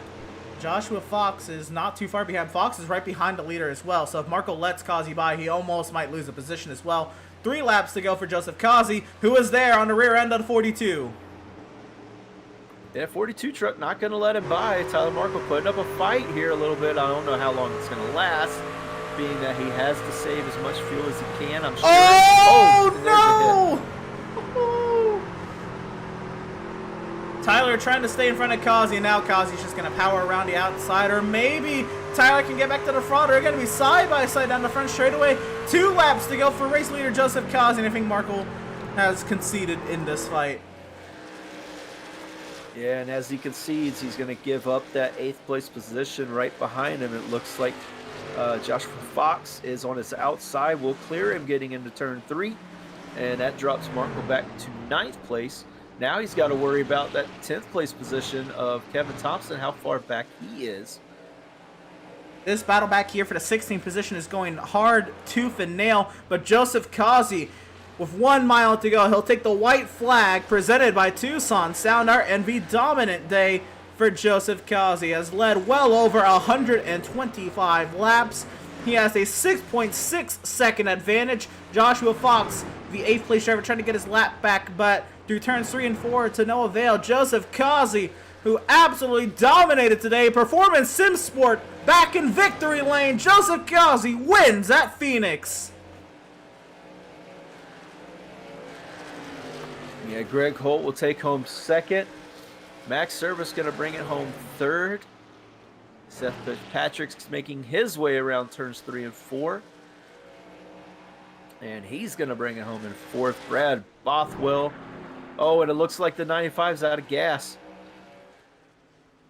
You know what? He kept it on the lead lap. He will not fall any lower than 7. What a job from Devin Smith. Coasting across the line with no RPMs. Oh my gosh. And Tyler Markle also out of gas as well. Both of them just making it to the end here. Joseph Causey, reason to celebrate here in the desert. Dominant today, led 127 laps at the Jewel in the Desert, and gets to do his straight line burnout down the Avondale, Arizona front straightaway. And now he'll loop it around and just celebrate finally performing SimSport back in victory lane. They've had the dominant trucks, just not been able to piece them together at the end of the races. But we're going to step aside. We'll be right back, and we'll get post-race reactions to all the crazy strategies playing out and more on the far side of this break. Don't go anywhere.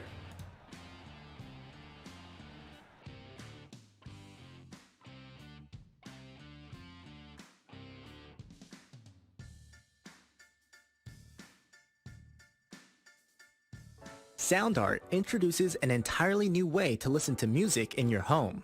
By combining the best of two products, a revolutionary high-fidelity, low-profile Bluetooth wireless speaker with beautiful artwork.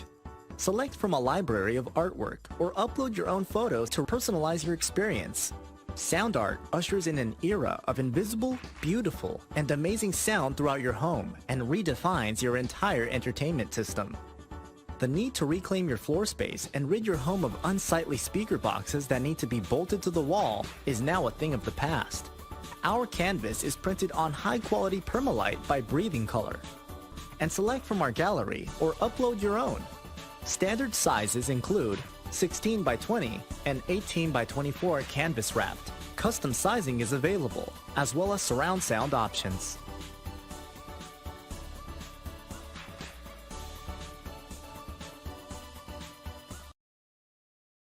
After months of quarantine, we're all interested in how we can become our best self. The team at Permanent Makeup and Cryo is here to help you get the flawless makeup look every day without the extra effort or time. When it comes to your appearance, you deserve the best care that money can buy.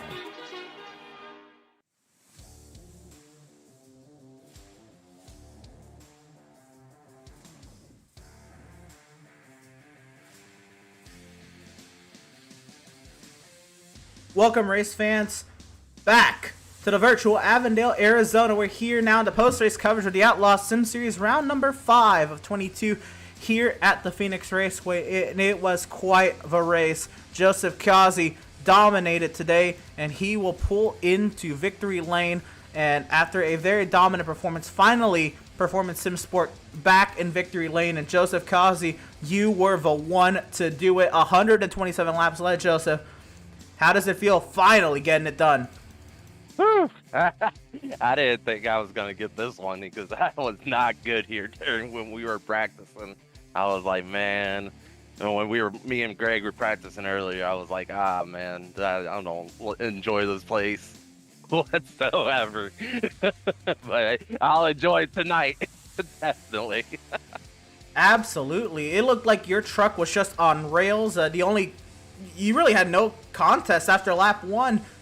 Talk about just how the truck handled and how it was just it was seemingly so easy for you to dominate today. Man, I'm gonna take it to the qualifying. Yeah, I mean, if I didn't qualify where I was and had been in the position I was, I think if Greg could have been closer to me, we would have had a hellacious battle. But man, when I was able to get up front before the first caution, and then take off from there, man, I was just guided focus. I was just focused. Absolutely. Next week, a mile and a half. It'll look pretty sporty at the mile and a halves. How do you feel about Las Vegas, Joseph? Well, probably pretty good. I think we'll probably have to work on it, and I guess we'll just see. Hopefully, we'll come out good. One of us will win, and we'll do all right. Right on. I guess we will see indeed in 1 week's time. Joseph, congratulations on the dominating victory tonight here at Phoenix. Who do you have to shout out? Who do you have to thank for the dominant performance? Thank you, Greg. Helped building the set. We bought one and then freaking tweaked it from there, and from there on we just freaking he let's put it that he just made it so much better. And then freaking I gotta thank all of them on PSS, and freaking thank you for the broadcast. Thank Adam for putting on the show. Absolutely. And go for it. Maybe if my dad and my aunt are watching, thank them for watching. Well, absolutely. Once again, Joseph, congratulations on a very, very dominating performance. This is the Joseph Kazi I expected last season, but we got him this season. Joseph, congratulations on a win here at Phoenix. Best luck to you next week at Las Vegas. I appreciate it, Emerson. Thank you. Absolutely, and that was driver of the number 88, Joseph Kazi. And Devin, you're going to be standing by with the other Performance Sim Sport driver who came home in the second place position, Greg Holt. Yeah, we welcome Greg Holt into the booth. A second place finish for you, Greg. Oh, and he drops out. What? No, I'm Oh here. no, he's here. Sorry, somebody else dropped out. My bad. So, yeah, second place finishing position for you tonight. But this one's behind your teammate Joseph Causey. Performance Sim Sports finally able to get it done. Take us through your race. Yeah, just a poor qualifying effort. Otherwise, I think we would have been racing Causey for that W at the end of that. But it's all right. We'll take it. 1-2. I mean, we've had the speed every week that we've been here, so long runs, we got it. We're just gonna keep it up. It was a fun race.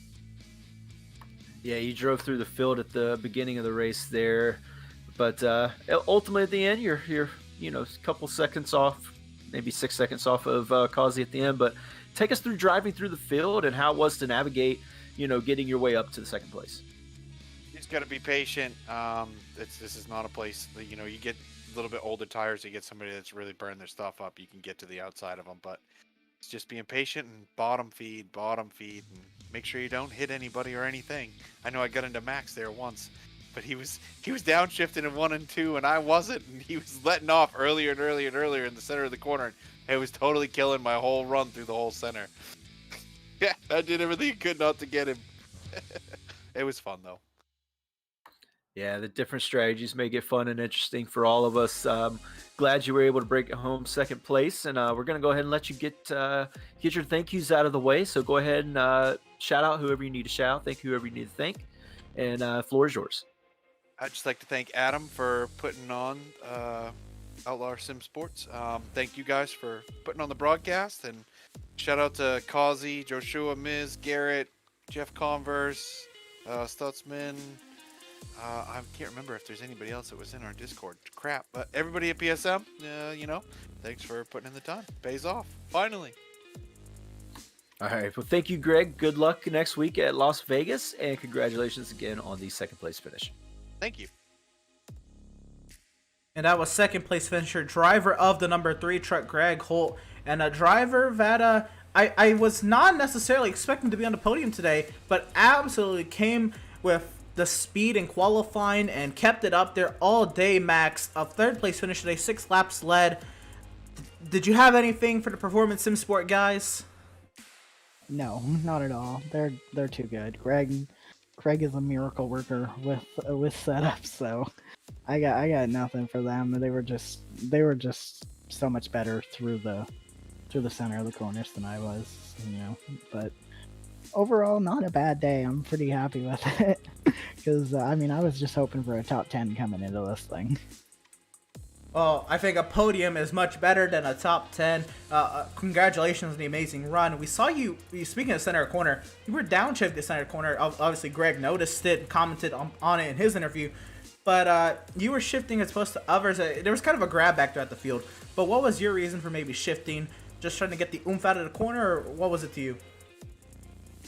I just was not happy with how the truck was running because, I don't really know. I couldn't get the setup to really do what I wanted to, and just to not get it to plow tight through the center of the corner. I was downshifting that first run, but then I brought the brake bias down a few clicks pre-race just on a whim, and then in the race I brought it down a couple more clicks just to try to get it to be better, and the track came around a little bit, so I wasn't downshifting after that first run. I think I just kind of ran it all in fourth, and it paid off a lot better. It was a lot less hairy off the corners, but I was just trying something. I didn't really know what to do.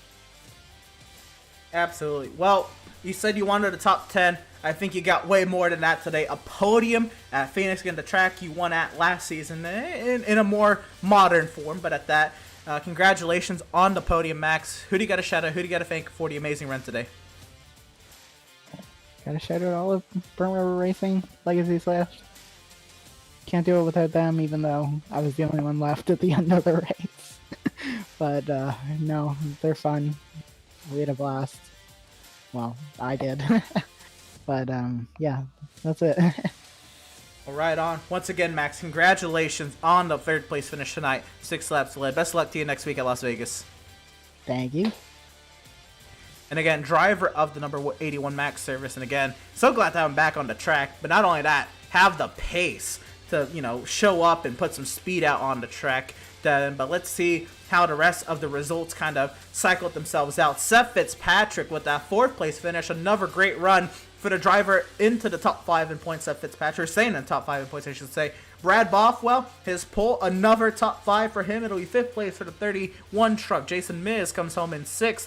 Devin Smith, no power, no fuel, just squeaks out with the 7th place finish. Joshua Fox, the first driver, 1 lap down in 8th. Tyler Markle in 9th, and Kevin Thompson in 10th.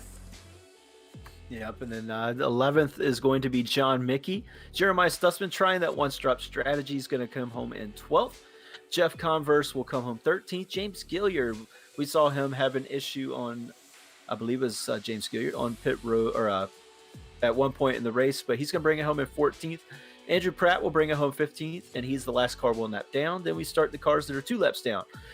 Joshua Gathright in 16th. Matthew Setzer in 17th. Brandon Richardson in 18th. And Daniel Park in 19th, a big improvement from where he's been this season so far. And Kyle Lingerfeld in 20th.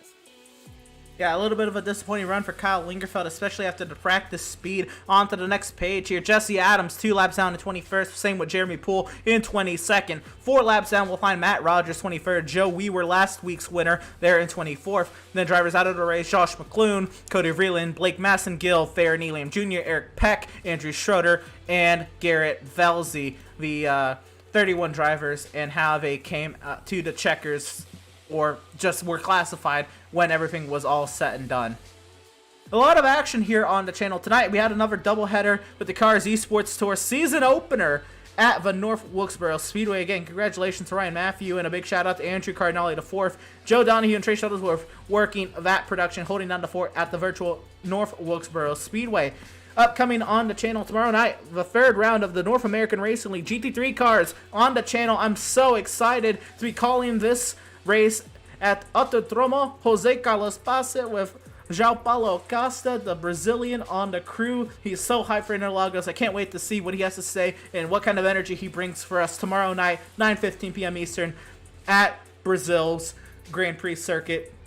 Friday, the MSRA National Series is back in action, and they're at the twisting and turning road course up in upstate New York at Watkins Glen International, 8:15 p.m. Eastern. You won't want to miss the Xfinity Series cars at the MSRA National Series back in action at Verodi, Watkins Glen. And Tuesday night, Newark, after their week off this week, back in action. The final race of the regular season, 6:40 p.m. Eastern, Legacy Daytona, NASCAR Xfinity Series cars. You won't want to miss it. Next Wednesday night, the IORL IndyCar Series has their season finale in their tight points battle at the Auto Club Speedway. That's going to be going live 10 minutes before we go live next Wednesday night with the Outlaws Sim Series at Las Vegas. Devin, so much hype around this upcoming week of broadcast. Where can everybody catch up with all the updates? Yeah, everybody can catch up with all the updates on Pit Stop TV social media, facebook.com/PitStop TV. And then on Twitter, twitter.com is the /PitStopTV _. And then Instagram.com is /PitStop /Pit_Stop_TV. And then YouTube is /C, the letter C, /PitStopTV1. And that is how you can catch up with all of your Pit Stop TV broadcasts and also see our Facebook media posts our social media posts throughout the week. Absolutely. Social media postings going up, Facebook, Instagram, Twitter, all throughout the week. You won't want to miss them. Absolutely. We have to give a shout out to our partners here at Pit Stop TV for making things go around, like Tucson Sound Art, your picture, your music. Use promo code Pit Stop TV at checkout for 10% off of your wall-mounted sound art device today. How about our friends at Race Pace Setups? There's that Discord link. Pick up pace with Race Pace, a community-driven setup shop and driver development program. How about our friends at Permanent Makeup in Maine? You deserve the best care that money can buy. Our friends at BAM Racing Videos, buy a race fan for the racing community. And of course, our here at Whiplash Media, the official graphic and camera provider of Pit Stop TV. But Devin, what an amazing night here at the Phoenix Raceway. So many different strategies playing out. It was a fun night. Final thoughts leaving Phoenix, and then how you feel heading into Las Vegas. Yeah, so Phoenix provided a great race. We saw Performance Sim Sports come back to the front. They're going to look to continue that at Las Vegas. I'm also going to look to see Max Service and his team try to fight them when we go to Las Vegas, and possibly a resurgence of that 28 truck of Weaver. Absolutely. Well, that's gonna do it from the Jewel in the Desert. We're happy to have had you all here tonight, tuning in and joining us for tonight's action, and we hope you enjoyed tonight's broadcast. For all of us at Pit Stop TV, Devin Zimmerman on the call with me this evening, Vincent Cortez rocking the social media coverage. I'm Emerson Arden. Y'all stay safe. Y'all stay cool. We will see y'all next Wednesday for the Outlaws Sim Series at Las Vegas, or tomorrow night for the North American Racing League GT3 cars taking to Interlagos. You won't want to miss it. We'll see y'all then.